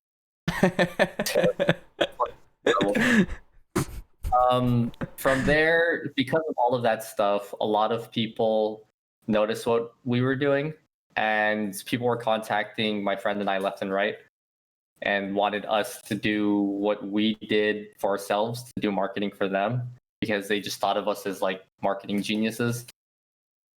Rightfully so. The company that I worked at, they actually like hired me in house. Was 4G Auto, their wheel company out in Sun Valley, California. Whoa, that's cool. So I started with them and was like, you know, it would work well, because at this point, my theories of like my marketing theories have evolved at that, or a little bit more. Was the salary 6 figures? Like It when they go and they was- find these marketing geniuses that are doing these tactics and they offer you a job, what's that So salary like? It didn't start out that way. It started out as like, hey, can you do this? I'll give you this much. Hey, can you do this? I'll Okay. give you this much. Okay. So And independent eventually- contracts, right? So eventually, what happened was, after the Facebook stuff, I just wanted some sort of stability. Right. So I was just like, all right, well, I'll just do this. Just give me a salary. I'll just sit in the office. And then I started coming up with ideas and working really closely with the head of marketing over there. His name is Gary, really, really cool guy. And we were like, you know, it'd be cool and would probably sell more wheels if we gave away wheels for free in exchange for posts on like Instagram. And that's what we started doing. And then we were bolstering that stuff with followers and pushing pictures to the popular page and all that other shit. People buy or wheels putting- like that? it's all it is marketing. It's brand recognition. Yeah, but obviously you want a return on your investment. Like how do you track like It's not immediate return. Like they were taking the budget that Brand they would awareness. okay. brand awareness. They were Yeah, taking planting the budget that seed over time, right. They allocated some of the budget that they would normally use on like Billboards. marketing or print ads or billboards or like commercials and shit like that, and they're just putting it into social media, and it panned out for them. Like they're fucking huge now.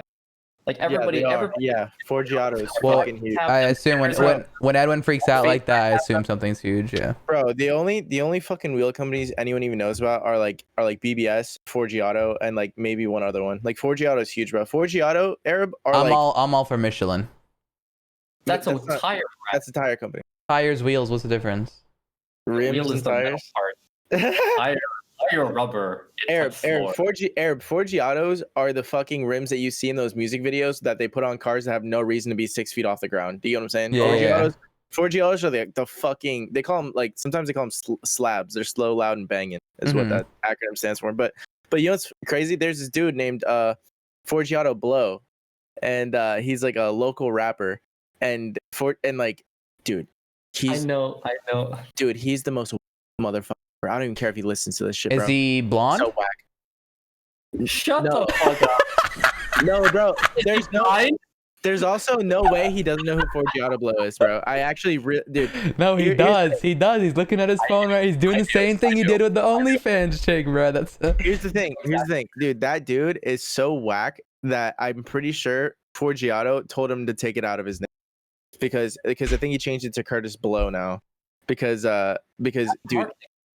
Because it was negative marketing, bro. Like, he's like, if that dude wore your merch, Arab, you would figure out a way to get it off his body, is what I'm saying. Really? Is that bad? Dude. Oh my god. They basically did like copyright infringement shit. Dude, Arab, he's like, look, he couldn't make it in rapping, so he fucking went to he like makes fucking like country Republican shit now, and he's like all about the Trump train because he found like a fucking niche audience in like Trump rap. So all he does is Trump rap. But anyways, that's crazy. I have a request before this podcast ends, which is I want to talk about the Dan Bilzerian, like how you got involved in that to whatever extent you were involved in that. I don't know if you can talk about that. Let's put it this way. There were people out there that wanted to white label what we were doing. A lot of people. What do you mean white label? And white label as in we were doing the services, but they were saying they were doing it. I didn't have a problem with that. I didn't want people to know who I was. I was scared to fuck.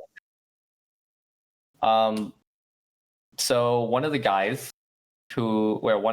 worked with Dan, and we figured out how to get pictures or like what would need to happen for a picture to be on the popular page of Instagram, like how the algorithm worked back then. Because the popular page back then was the same for everybody. If you were on there, everybody that had Instagram saw you. Like, it was the same. So we were selling that for like $300. If you wanted to get your picture up there, it gives you a good amount of exposure. And one of the guys who resold our stuff would come to me twice a day, and it would be Dan Bilzerian's pictures. We'd push them like every single day up to the popular page. I can't remember for how long we were doing that shit, but like, it was just always there. And then eventually it just kind of pause, because I need this for the Twitter preview. You're the reason Dan Bilzerian's success I did on not say Instagram. That. I did not say that. That's a clip. That's the clip. I can't say something though, and I mentioned this to Edwin earlier though. After the girl and I broke up, I was the kids in the basement thing. Yeah. Tell them about it. Yeah. What else? I wanted to make somebody more popular than I had made my ex. As like a fuck you. Yeah, basically as a fuck you. Okay. I'll tell you the name after, but it started because of Destiny. Playing Destiny. I'll make this short, but that's what God said when He made me, by the way. And that's how Turner is now as famous as he is. Imagine, bro. If that spiraled into that, dude, I'd jump out my window. Well, remember in the Turner podcast, which you can click, Edwin, which you can click up there, that Tifu, he says that he was on the front page of Xbox, and that's how he started. Oh my God, you're and right. Yes, and Ben, oh my God. And Ben is saying he got on the fucking popular page and he had an exploit. He did say that. Are you seeing the fucking worlds collide? Boom, DC, done. All right, continue. No, seriously, this is wild. It's like a whole metaverse. Revenge project. I met this Destiny LFG. We're playing trials. It was me and my best friend. We needed one more. Started playing with this guy. He was really good, chill guy from New Jersey. Played with Destiny. After we got bored of that, we started playing Fortnite. Started playing Fortnite with him too. Oh, so this is recent. Dude, this is Turner, huh? A few years. No, you're gonna love this. He was like, I have a friend, and I talked to him about like work stuff all the time. I talked to him about my ex, and I told him what I did with her, and he was like, I have a friend. I think that would be perfect for this. She's hot. She like is really charismatic, And she just wants to do social media stuff. Do you think you can help her out? I was like, yeah, sure. Introduced me to her. We got along like extremely well. Like we would like FaceTime 2 hours a day, 3 hours a day. You guys hooked up. Yeah. Shit. No, nothing like that. Yeah, you railed her shit. All right. Yeah. She was giving me her Head. and I was gonna say that. I was about to say that. There's no way. There's no way. If you're listening to this, I'm sorry. They would give me advice on. Sorry my for ex not asking her out. Okay, right. Continue. that I was not listening to, and they got mad at me. But essentially, it started out, or she is blonde and she has eyes, and she was like, No "What do you way. think I Hold on. do?" And I was like, "You need to like everything's better in twos. You need to find somebody that's slightly less hot, but it'll polarize your fan base. Julia Rose. And it'll make It's Julia Rose. Some people like you more. I'm telling you, it's Julia Rose. I can do that. Is it Julia Rose? Can you answer that question? She comes back a week later with somebody, and they start making YouTube videos. And they make YouTube videos, and they're sitting on the floor of their kitchen, getting wine drunk, talking about their exes and like guys that they meet on dating apps and blah blah blah. Eventually, Barstool finds them and picks them up. No way, it's Call Me Dad. Is it Call Her Daddy? Alexandra Cooper and Sophia Franklin. No And way. the person that I played video games way back when was MILF Hunter. And I met him on Destiny LFG. Wait, like the dude that does pornos? Wait, MILF Hunter? Like he does pornos? MILF Hunter is his name on the podcast. He's like one of the ghostwriters. He would give Your the shit's guys still, it's bugging. It's muting you when we talk. So I'm trying to like not to talk. I turned the thing off like you said. Yeah, is there another one that says like a priority speaking? You have both of those off, right? When I speak, when others speak, they're both off. Okay, is there one that says priority speaking anywhere? The bug. Arab, it might just be you because I hear him. You do? Yeah, I hear him. Like sometimes when we're talking over him, I hear him kind of fine. Some monster guys. I hear him, but it bugs. It could just be his mic, to be honest. Yeah, my mic might be shitty. I don't know. Yeah. All right. Whatever. Continue. But yeah, that was how that started. So, well, but how did you make her? The exploit was gone, right? Or no, you still had it. The exploit was gone. I just like I take no like Alex is probably one of the most like has out of everybody that I've ever met. I've met a lot of people. Alex probably has the highest social IQ out of literally anybody I've met. Alex and MILF Hunter. Those two as a pair are just like insane. The only thing that I could say that I did is suggested finding a counterpart and laying out like little pieces here and there of what would work within social media. Obviously, like you find talent, but like what you do matters. Obviously, like you don't want to claim you brought somebody to fame, but don't write off what you do. Yeah, like because like the thing is like if you didn't connect some small dots for them, it might have never happened. Do you get what I'm saying? Like that's reality. It might have, it might not have. Right. It's not that you can make a fucking no name or like an untalentless person, famous. It's that you can find you're good at scouting talent. See, this is why I fuck with you even before I asked you on the podcast, whatever. Because I felt like me, Arab, and our friend group, we have a few things in common, which is a lot of us are problem solvers. You know what I'm saying? We find solutions to problems. What did he say? What did he say? He cut out. Proud? Brown. See, I like him. You're kind of brown too, bitch. Come on. I'm yellow. Okay, it depends the lighting. Anyways, but that's cool, man. It's cool that you played a part. So I have a question. Stuff. How good is the Glock 3000? I don't know. Come on. I don't know. He has a Glock 9, dude. He has his concealed carry. You come on. You recommended the idea. Call Her Daddy came together. There's no way she doesn't owe you a favor by now. No. The reason that came up was because when they were making the YouTube series, they were talking about. Well, I mean, this is public knowledge. She was dating Noah Syndergaard, who was the starting pitcher for the Mets. Oh my god. Dating Noah Syndergaard. Oh my god. She was. Oh, I thought We're you. gonna, yeah, I thought we were about to edit this out. And well, I mean, like him. He just keeps it rolling. He just keeps it rolling. I like it. so they were talking about like their exes. They weren't naming any names, but they're just talking about like these guys and like how to fucking.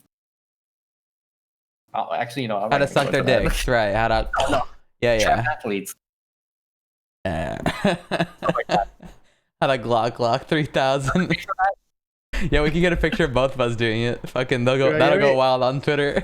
For sure, dude. Man, listen, I think it's cool that you've played a formative part in people's careers like that. It's like names that we recognize. It's That's really crazy cool. too, Edwin, because 2 years down the road when we're like popping and it's going crazy to be like, yo, I was on their podcast and I gave them all this advice and I fucking made them on social media.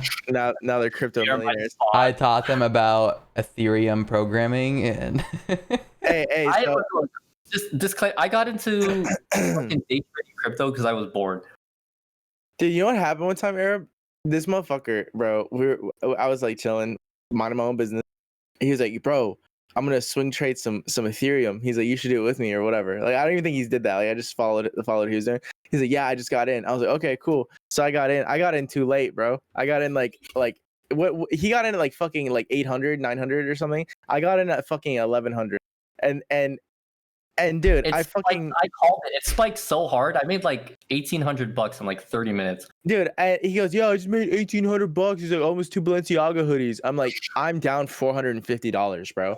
I'm like, what the fuck, dog? that's how I am with remember Twitter right now. I'm an idiot. I should have pulled out when Trump got suspended. Why am I so dumb? Like, I didn't even realize that all these people investing are probably rich conservatives. The market will correct itself. Yeah. It's Yeah. long term. I'm in it long term. I'm not stressing. Like, it's just. Hey, I have a question that I want to turn into clip because we're talking about crypto again. Okay. So our clip fella, do you think that right now is a good time for people who are just getting into crypto, into stocks, to buy Bitcoin? Absolutely. Yes. Why? And do you think it has settled? Because as we're talking right now, it's at 33,000. Do you think it's going to go below 33,000? And if you don't think, or like, just give me a reason as to why you think that, it wouldn't be a bad idea to do it now. Because a fraction of the people that could use it on a daily basis have adopted it. And as the adoption goes up, price is going to go up because more people are using it.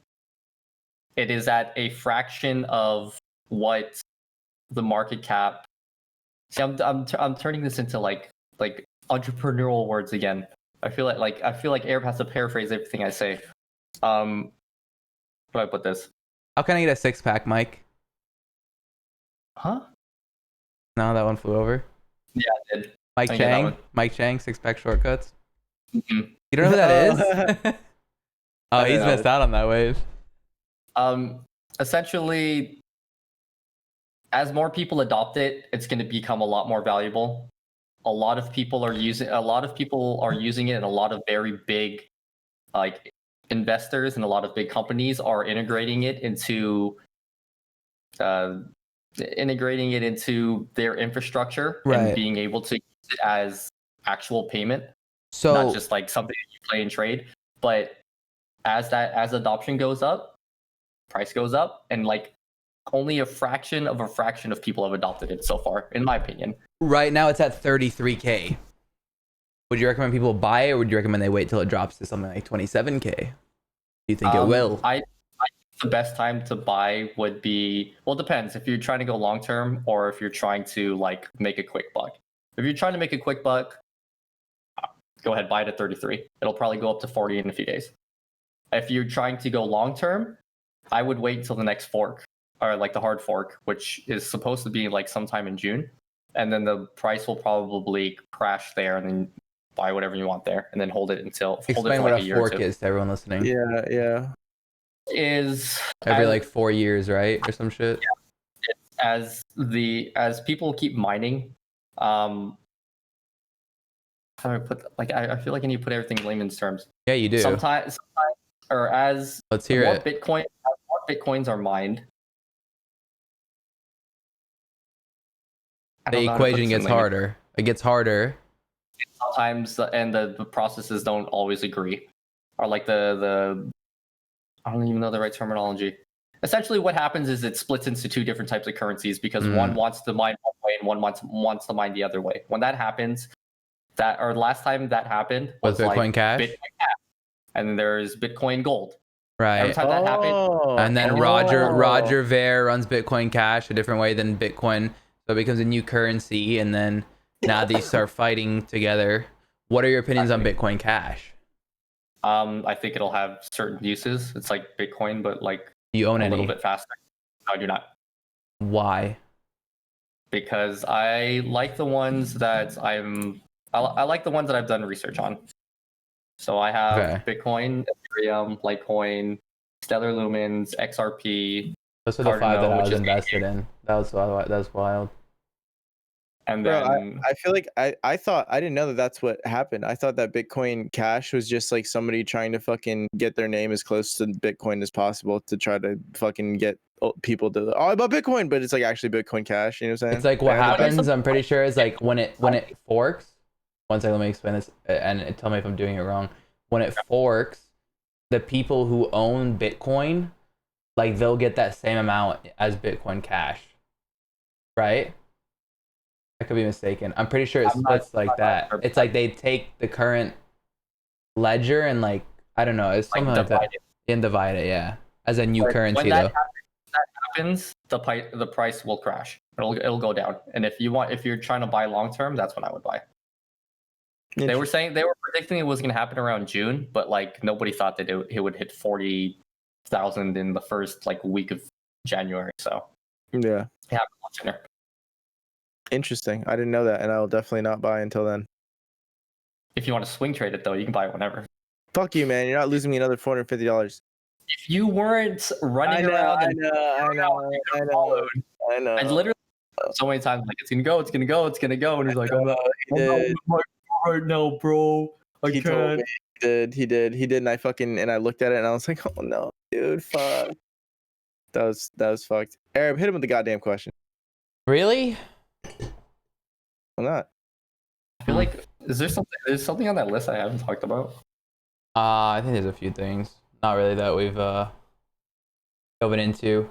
Let me see what's on that list that you're Clash of Clans. Oh that yeah. was like Listen, remember when Edwin sent me. I asked Edwin for a list of achievements before you got on here so I could know about you, and he sent me that text.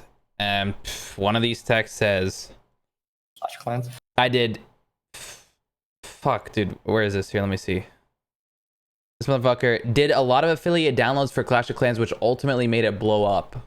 So He's not claiming that he created the Glock 3000, but he's claiming that the reason you fucking buy emeralds in a town hall 12 is because of him. not because of me. Mm. Because of people started using the Instagram accounts to do affiliate marketing. They were paying $5 back then for a fucking download. Why wouldn't you? You pay Oh my X amount of God. dollars. What?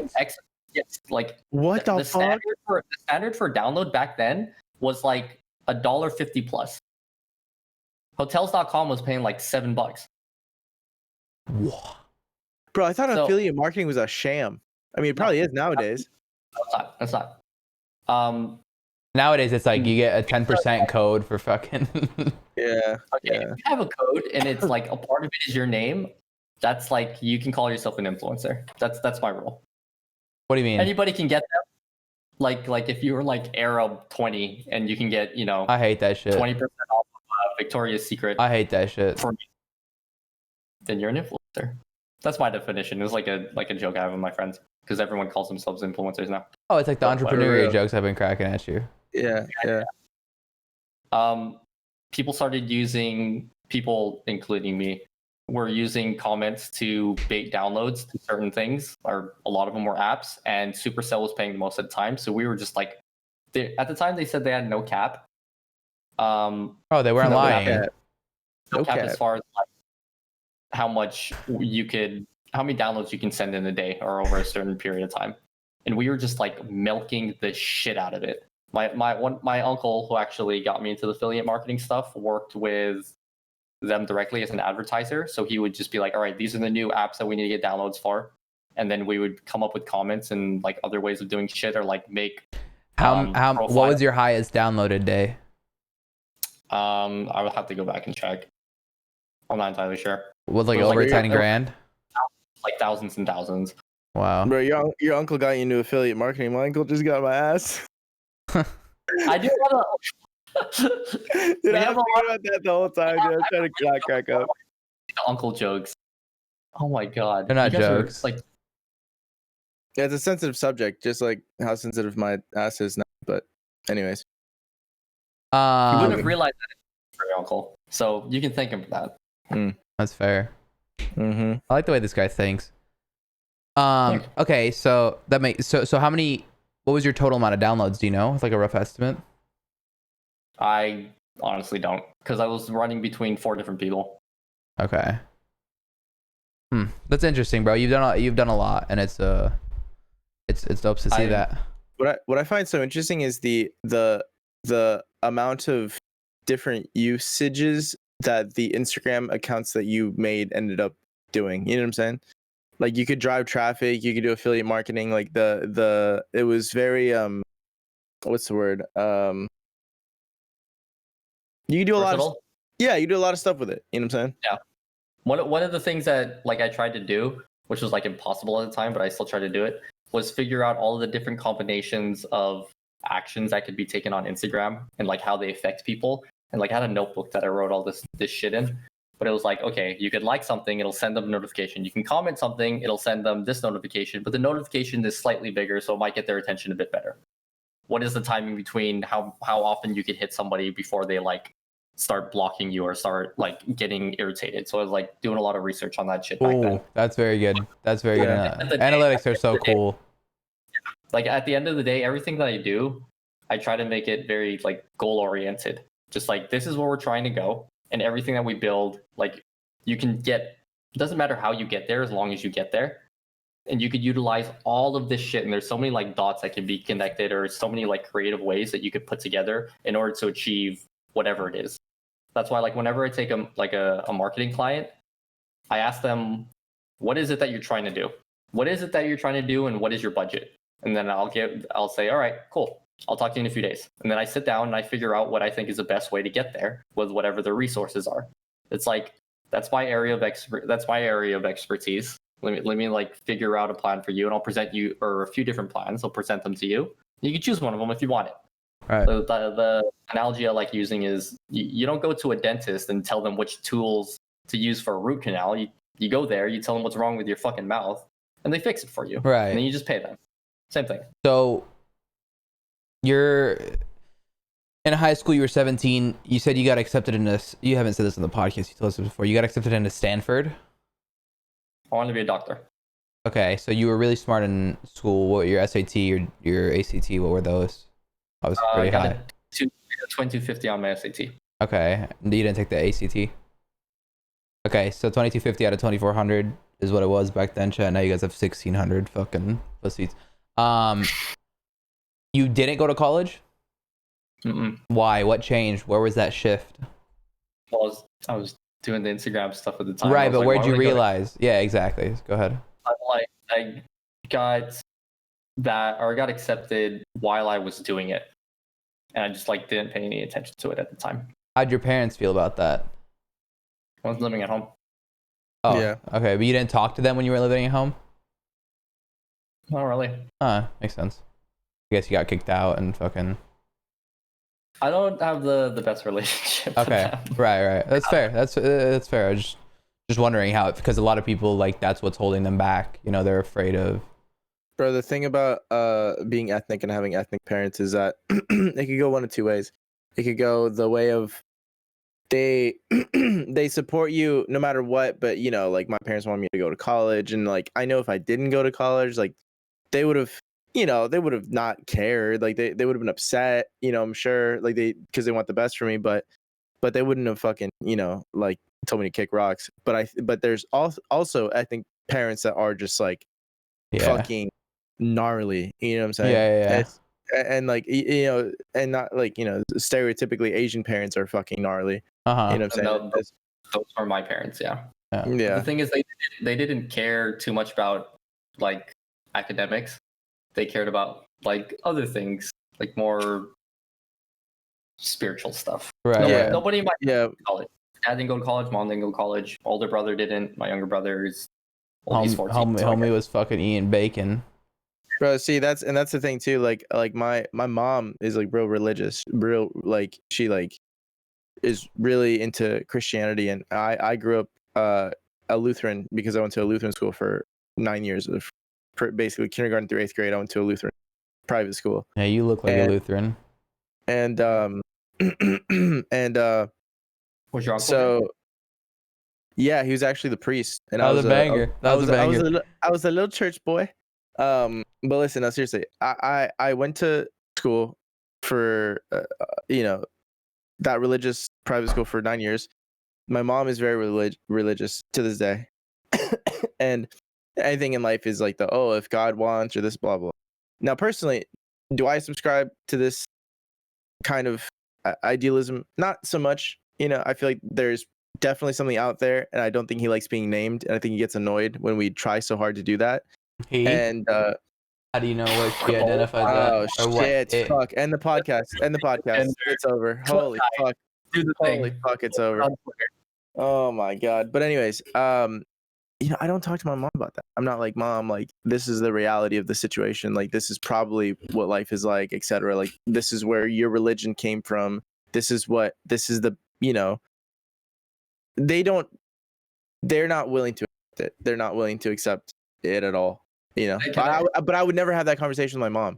You know what I'm saying? I would never do that because it's important to her, and I'm just like, all right, bro, whatever. Yeah, I love Jesus. I have a comment on that. I feel like, well, two things. One, like my, I guess, life ideology is similar. Is if whatever it is that you're doing, you're content with and it's making you happy, then do that. That's how I think a lot of people at the end of the day, because of like all of the stress that we're put under on a daily basis, forget what it is that actually makes us happy at the end of the day. We're just so worried about maintaining things and keeping up a certain status that we don't actually enjoy ourselves anymore. People are like reacting. They're not, actually living. Or like one thing that I ask a lot of my friends and like even new people I meet is, if 8-year-old you met you right now, do you think they'd be proud of you, or you think they'd be happy with where you are? And the reason that I ask that is, when you're 8, you wake up in the morning, you're not worried about putting food on the table. You're not worried about paying bills or like taxes or anything like that. You wake up and you want to immediately do whatever it is that you find is fun. It's literally all you want to do is just do the things that make you happy. And I think somewhere along the way we lose that. That's a dope point. I want everybody to just like kind of take a step back, figure out what it is that you actually enjoy, what it is that makes you happy. Because once you do that, you're going to realize that it does not take a lot of money to do that. If your thing could be like fucking, I don't know, knitting blankets or whatever. It doesn't cost a lot of money. Most things probably won't. And once you get to that point, life's going to be a lot easier. But it takes a while to get. I don't think a lot of people like. I feel like people get real drunk off of social media and how the world wants them to look and see and act, and I think that people really subscribe to that. And I think that I personally, when I was younger, bro, all I wanted to do was fucking make money, as much money as I can. I don't care what I want to do. I don't care what I do as long as it makes me as much money as possible. But it's like, and then I got a little older. I saw things unfold. And I met people that had a lot of money, and I realized that the money isn't the important thing. It's how you get it. And if you don't enjoy how you make your money, bro, your life will be fucking forever. You know what I'm saying? And I was just talking to Brandon, Arab, you met him. He's one of my business partners, my first business partner ever, one of my best friends since I was fucking 13, 14. And I was just talking to him literally last night. And I was like, we're talking about the concept of, we've all had this conversation. What would you do if money wasn't an object? And I was telling him, I was like, because we were talking about like the businesses we've run, like how life is kind of unfolding, this and that. I was like, bro, you know what's crazy? If I had $100 million handed to me right now, I would still be filming videos. I'd That's still what go I stream. say. Same. I would still go, because dude, like the thing is, you know what the worst feeling in the world is? Waking up in the morning without a purpose. I just order more on Uber Eats, to be honest, than I Yeah, do. exactly. Yeah. Well, I told him, like, bro, if I had $100 million handed to me, I would just do what I do to like a greater level. You know what I'm saying? I would do what I do to a greater, better level with the It's come back, resources. like, for distribution. Exactly. but my point is, you know, and to his response, it was, you know, because he's not creative, like he doesn't like like creating, filming, whatever. And he's like, yeah, man. He's like, I hope that I find something like that at some point in my life that, you know, I enjoy doing enough to where. I Bro, think listen, if Brandon had $100 million in the bank, he would play RuneScape Mobile. yeah, day. he would, bro. And you know what's crazy? He was just telling me. He goes, yeah, bro. He's like, I actually really had to cut off like RuneScape. I really gotta fucking stop. I'm like, what do you mean? Because dude, we were like talking the other day. I was like, okay, I got this, and this done today. I was like, what'd you do? Because we had like lunch. He's like, I could tell he was like stressed because he knew the answer was he just played RuneScape all day. And he's like, yeah, bro. He's like, I really gotta stop with the fucking old school RuneScape, man. Have you ever been into gaming? Me? Yeah. You started early on businesses, so that's why I'm wondering. Off record, Yeah, off record. On record. off and on. I really like the Fortnite community. Okay. Pretty early on, my friend's cousin like was talking to these people, and they were like, this is back when like clans were a really big thing, right? And I thought, like, Fortnite, like I very much enjoy video games. Like if I could, when I was younger, that's all I did. So you enjoy watching? No, like playing You video play games too? and watching. Okay, okay. And I was So like, wait. So real quick, your friend was like, he was in the clans. He was a clansman. he was a clansman. Like Yeah, a Grand Wizard? yeah. His hat was so pointy and tall. Like, I was like, I want to be like you when I get older. Damn, he's a 10th prestige Grand Wizard. That's crazy. He could almost fly at this point. He would like take one foot off the floor, and he was like, "I'm floating." I'm like, "Nah, I can see the other foot, bro." And he's like, "I'm almost there. I'm like, but I was like, there could be tournaments. You can do like 1v1 tournaments, and like I was just thought it was fun, so I would sponsor little tournaments here and there. I talked to this. What would you get in return? Nothing. Okay. Just wondering. There's this one guy who I used to work with, and I told him about like the gaming space, like how it was blowing up and whatnot, and he was like, "Oh, we should like do something with that." I'm like, "Okay." Long story short, I started scouting people, and they gave me a budget, and I started scouting people, and I put together how it would make money. And two of the people qualified for the World Cup. One of the it was two content creators and two pros. The two pros qualified for the World Cup. The two content creators, one of them is on XSET now, and the other one is on I think it's Vanish. But they're all doing pretty well. They placed in the World Cup in the top 15 in solos, both of them. Ooh, And well, you just then- name them at this point. Pick and Rux. Oh, okay.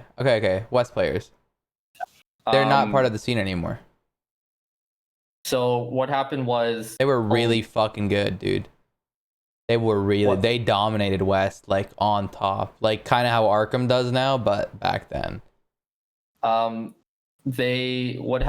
story short, the investor guy that I was working with kept leading everybody on with, this is gonna happen, this is gonna happen, this is gonna happen, this is gonna happen, this is gonna happen. Nothing ever really happened. But I was relaying the information and just trying to keep everything together. But at a certain point, it just like everything just kind of fell apart and just failed. Mm-hmm. Wasn't the best situation. It was a bad situation at that point. And now everyone's like kind of doing their own thing. But like that's kind of my stint in gaming. Do you still watch Tournaments? Yeah. It's like gaming in general. Every now and then I'll watch Twitch streams. So like one of No, go ahead. I play a lot of Destiny, play a lot of League, I like Rogue Company actually. It's a cool game. It's a fun game. I've watched a little bit of it. It's definitely fun to watch. I like that third person. You like what? Quick the games are. It's not like League where you're sitting there for like 40 minutes. The game's done. Quitting League was the best decision I ever made. See, I was master and I quit. I was master. League to you is like old school RuneScape to Brandon.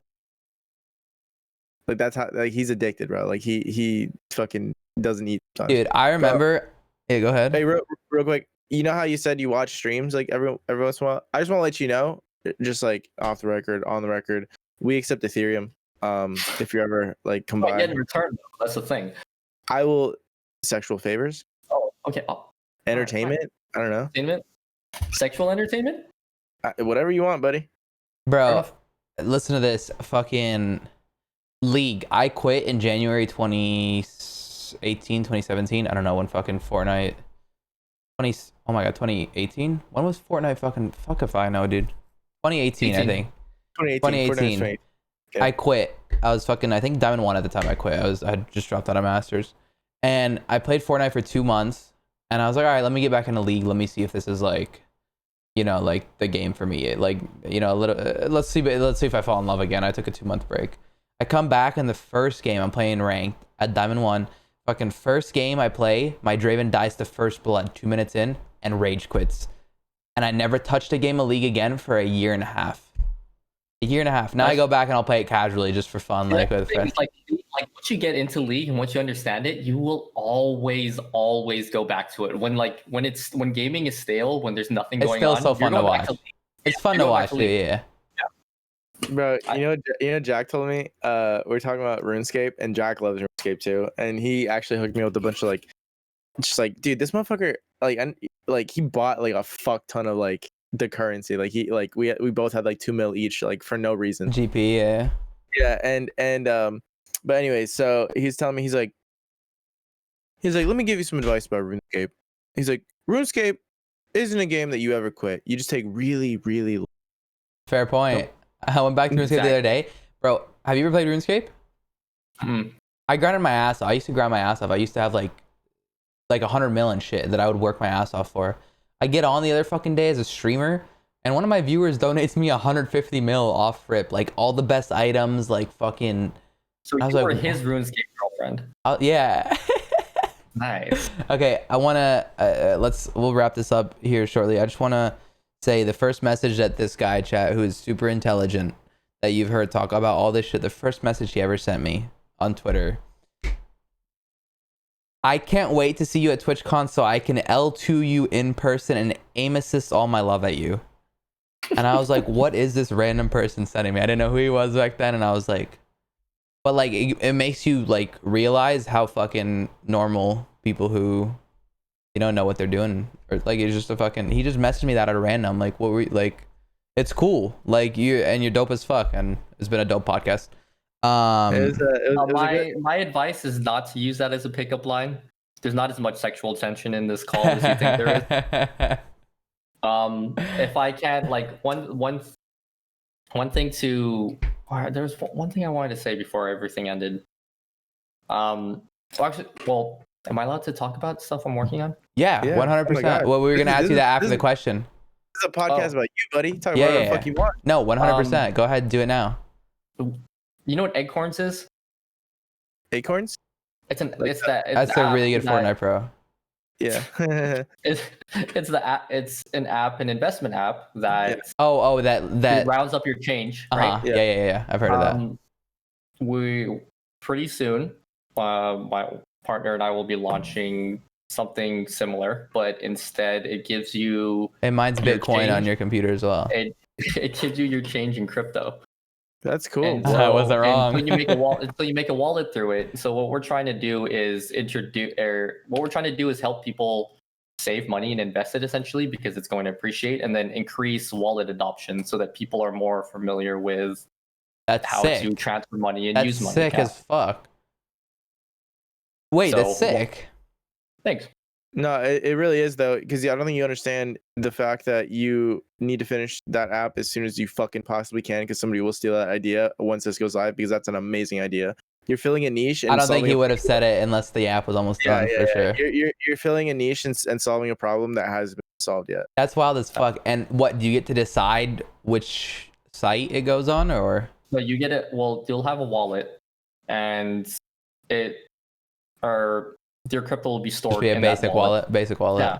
Okay. Well, a basic wallet, but it'll also have the same APYs, Right. or if not better than other wallets. And then if you guys don't touch the wallet for like 3 to 4 years, they'll end up just thinking it's inactive and they'll just take all your money from it. So we pay, well, one thing that's kind of cool is we'll pay out daily interest. So it's like say you have a normal savings account, they're giving you 1% a year, right?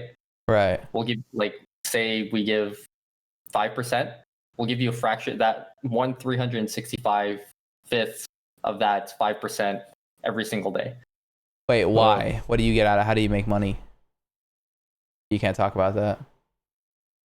They're mining Bitcoin on your fucking phone. We're actually putting a bug on your phone, and we're making you download Supercell apps because we still have a contract with them. They're making you download Clash of Clans. What the fuck is Clash of Clans on my phone? I have a Town Hall 9. I might start playing again. Where do I get all these gems from?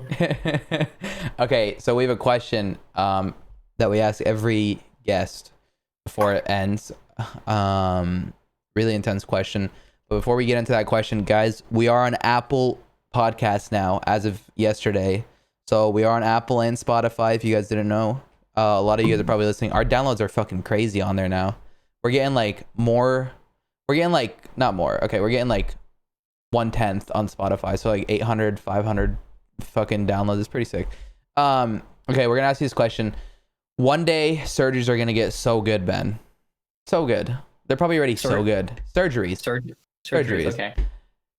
You won't be able to tell the difference between a male to female transgender. Like James Charles, we're already all fucking lusting after his ass, right? But like an actual transgender who's like, you're not gonna be able to tell that they're transgender. Like you're just gonna think it's this hot ass female that's a 10.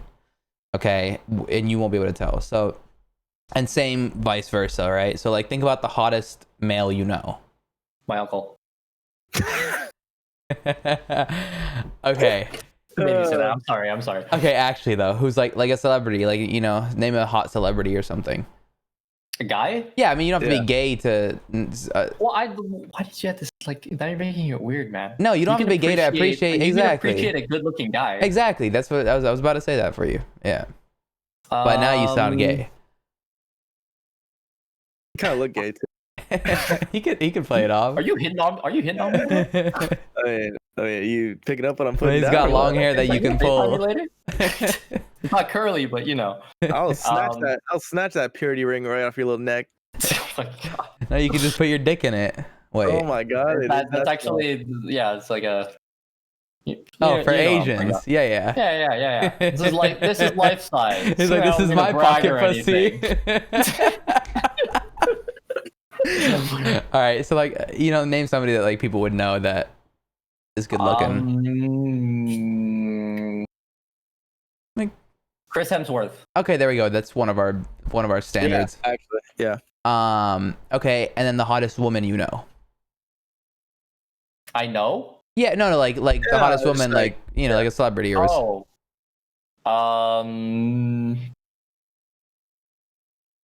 Cindy Mello. What the fuck is Cindy Mello, bro? I'll be googling that right now. I'll be googling that right now. Oh shit! Yeah, she's really pretty.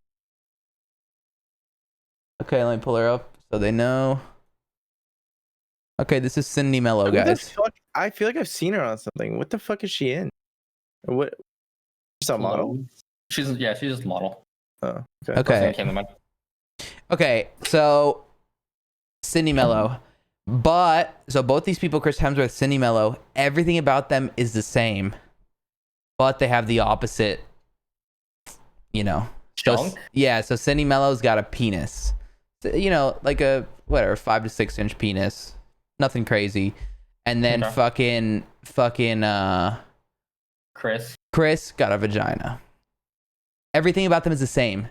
Their voice, the rest of their body parts. Cindy still got her boobies. Who are you going down on?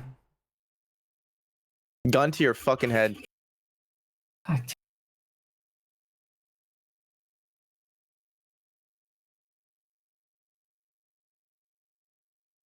Tough one. Tough one for sure. He's from California, so I think I know. Can I say? Okay. Yeah. No, you can't say it. No, don't say it. No, obviously you could say it. Well, I'm gonna say my answer, but I'm gonna like there has to be an explanation after. Okay. Yeah. Yeah. Okay. Okay. Do you want us to? Do you want us to tell you? What do you think we're gonna get you to say? You'll suck a dick and we just end the fucking podcast? Like, no, bro. Come Do on. you want us to tell you hours before your explanation or after your Yes. explanation? No, but you have to answer first. So you can answer. We'll tell you hours, and then you can explain. All right, Cindy. Okay. Yeah, we're doing the same thing. Yeah. Yeah. May I explain why? Yeah. Go ahead. Yeah, we want to hear your. Because, actually, no. I'll tell you after you guys say yours. Oh well, I mean, it's like, bro, I'm Okay, not. fine. When someone says going down, I consider eating ass going down too. No, we're just talking about the vagina.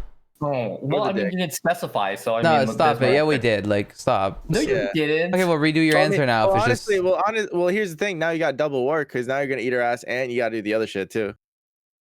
Yeah, no, you have to go down on the penis. Who are you picking? You gotta stare down the barrel of that cock, my friend. No, you're not getting any fucking special privileges, homeboy. I'm not a special privilege. It's a loophole. Okay, are you going down on the privilege? Yeah, it is a hole. Are you going down on the privilege? Are you going down on the penis, or are you? Are you going on Chris Hemsworth or Cindy Mello? Now that you've answered that. No, man. Oh my god. You gotta pick one, bro. You gotta pick one. It's a tough question. Is that the only That's thing I have it. to do? Yeah, you're not fucking them. Yeah. You have to go down on them. That's why it's such a hard Unless question. you want to, bro. Unless yeah, you want to. then after of you go course. down on them. Yeah. That's up to you. Now you're just making it weirder. Yeah, bro. You've added like 3 extra steps. Like you're trying to eat ass and fuck them. Holy shit, dude.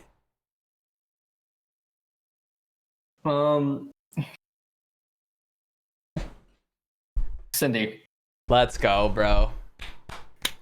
why are we clapping? Cause, bro, like, That's what we picked. bro, that's what we pick. We're going down on Cindy. Oh, huh. Listen, it's definitely less gay to suck Cindy Mello's dick Bro, let me tell you. than it is to go down on Chris Hemsworth. Think about it, bro. You're going down on Chris Hemsworth, and he's like, "Oh yeah, keep doing it," you know. And then Cindy's like, "Oh yeah, woo." Yeah, like Chris has his and you big still fucking grabbing titties. big fucking meaty legs and shit, dude. Just like, you know what I'm saying, veiny and shit. Bro, I'm telling you, it's weird to me when dudes pick fucking eating the dude Yeah, out. I think it's weird. bro. But dude, listen, Bro, let me and t- you let me know give who does it? New Yorkers. Yeah, New Yorkers. We've had like 6 out of the 35 guests that we've had, or 7, choose the vagina, and 6 out of 6 of the New Yorkers picked the vagina.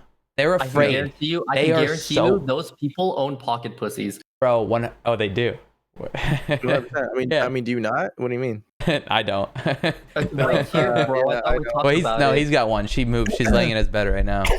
Bro, here's the thing. Here's the thing. Let me paint you a picture real quick. If I'm at a I'm club, scared. I'm right? scared. If I'm at a club and I see Cindy Mello and she comes up to me, damn, you fucking good looking as hell, right? We go home, you know, shit happens. We get to work, right?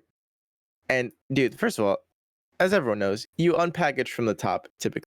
Yes. So by the time I get to the bottom, I'm already pretty fucking halfway You're invested. Yes. So dude, if I fucking pull that shit down and I just comes out, I'm like, you know what I'm saying? Like, that wasn't my sales pitch, but my point is, bro, like, first of all, everyone listening to this, I know what I just said sounded very He put the mic in his mouth. very suspect, but listen, look up Cindy Mello and tell me you're not. I showed them on the podcast. If you're 50% done, I got production.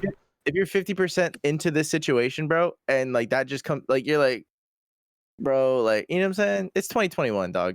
Honestly, if you don't, like, you're racist, you know? True. Sexist. Yeah, and racist. All of them. It's all the same All shit. of it is. Transphobic. Yeah. Good choice. Thank you. Thank God. Oh. on that. I think what it is, bro, the New Yorkers are like so afraid of being called gay. Yeah, they are. Like so afraid. Sure. Like my ex she lived in New York and all her friends were afraid to like crack a gay joke or something. Like they were. Bro, Isn't like New York like the fashion the fashion capital of California? Aren't there a ton of gay people over there too? No, yeah, bro, listen. like the gay areas, yeah, but the fucking like the New York, Brooklyn, like they're like, yeah, they're not with that shit, bro. Like even to this day, they're not with that shit, bro. I remember listening to an interview with ASAP Rocky, and like they're talking about his fashion and shit, and he said that like when he was in New York, like people would like call him gay and like try to kick his ass for wearing like skinny pants. Like that's it, bro. That's all he did. He wore skinny pants, and they were trying to kick his ass. Oh, like, that's how like. Does he have blonde hair? If you listen to the podcast Bro. and you get that joke at this point, good for you. If Yeah, you're on you've if made you're a on while. Spotify, you probably don't understand. But every time Edwin has mentioned somebody since after the fucking blonde hair thing at the beginning, the OnlyFans, Ben has picked up his phone and started looking at it, like scrolling as if he knows the person. I know every single blonde person in the world. Putting that out there. Just the ones with eyes, though. Yeah. No, the ones without eyes. Yeah. All right, and Have you not been listening to the podcast? guys, thank you so much for making it to the end. Ben, where can people find you? Your links are in the description. Where can people find you? What are your plans for the next few months? Toss it up. You can find me on Twitter at It's Just Ben, ITSJUSTBENN. There's 2 N's. I don't know why it was a thing when I was a kid. My Instagram's private. Don't go there. Over the next few months, I guess expanding the agency a bit more. I have a few value adds to people that are trying to start OnlyFans. I feel like there's a lot of people that want to do it. They just don't know how. If you want to start an OnlyFans, message Ben. Only if you're fucking hot, though. Pretty much. If you want to get into programmable vending machines, also message Ben. Go to 7-Eleven. I can help you with that one then. The crypto, and then wallets.so, which is going to be our essentially Eggcorns or investing app for crypto stuff. Nice try. You're wild if I'm clicking an SO link, if you think I'm clicking one. SO links are great. Is it programmed through Ethereum? Yes, it is actually. Wow, programmable. Isn't it wild? It's a smart contract. Like I know that the concept might be a little bit foreign, but damn, got your ass. It is, motherfucker. He said this bitch just went full circle, bitch. Guys, thank you so much for making it to the end of the podcast. Make sure you check out, we have a clips channel now. The clips, like little highlights of the podcast, will come out a few days after the actual podcast. If you're only into watching that shit, which if you probably made it to the end of this, you're probably not only into watching that shit. That's just to make us more viral and rich. No, hard plug. Listen, go, if you made it this far, you're a core audience member and you fucking rock. Go subscribe to that shit, please. It's up the Edwin. Do the down. Look, you gotta. Hey, wait, which way? No, it's that way, but you gotta show your finger so they know what you're pointing at. Oh, yeah. Look, man. Listen, chat, I don't even know if we can fit that many cards up there. I think you can only put 3, but maybe we could fit 4. So we're getting a place together. You know what I'm saying? And it all relies on you guys paying for it. So it's the reality. Go subscribe. So go subscribe. Guys, thank you so much for making it to the end. Seriously, make sure to check us out on Twitter. That's where you get our notification. We don't spam the Twitter account. We just post actual brand risk updates. We'll see you guys later. Peace. Later.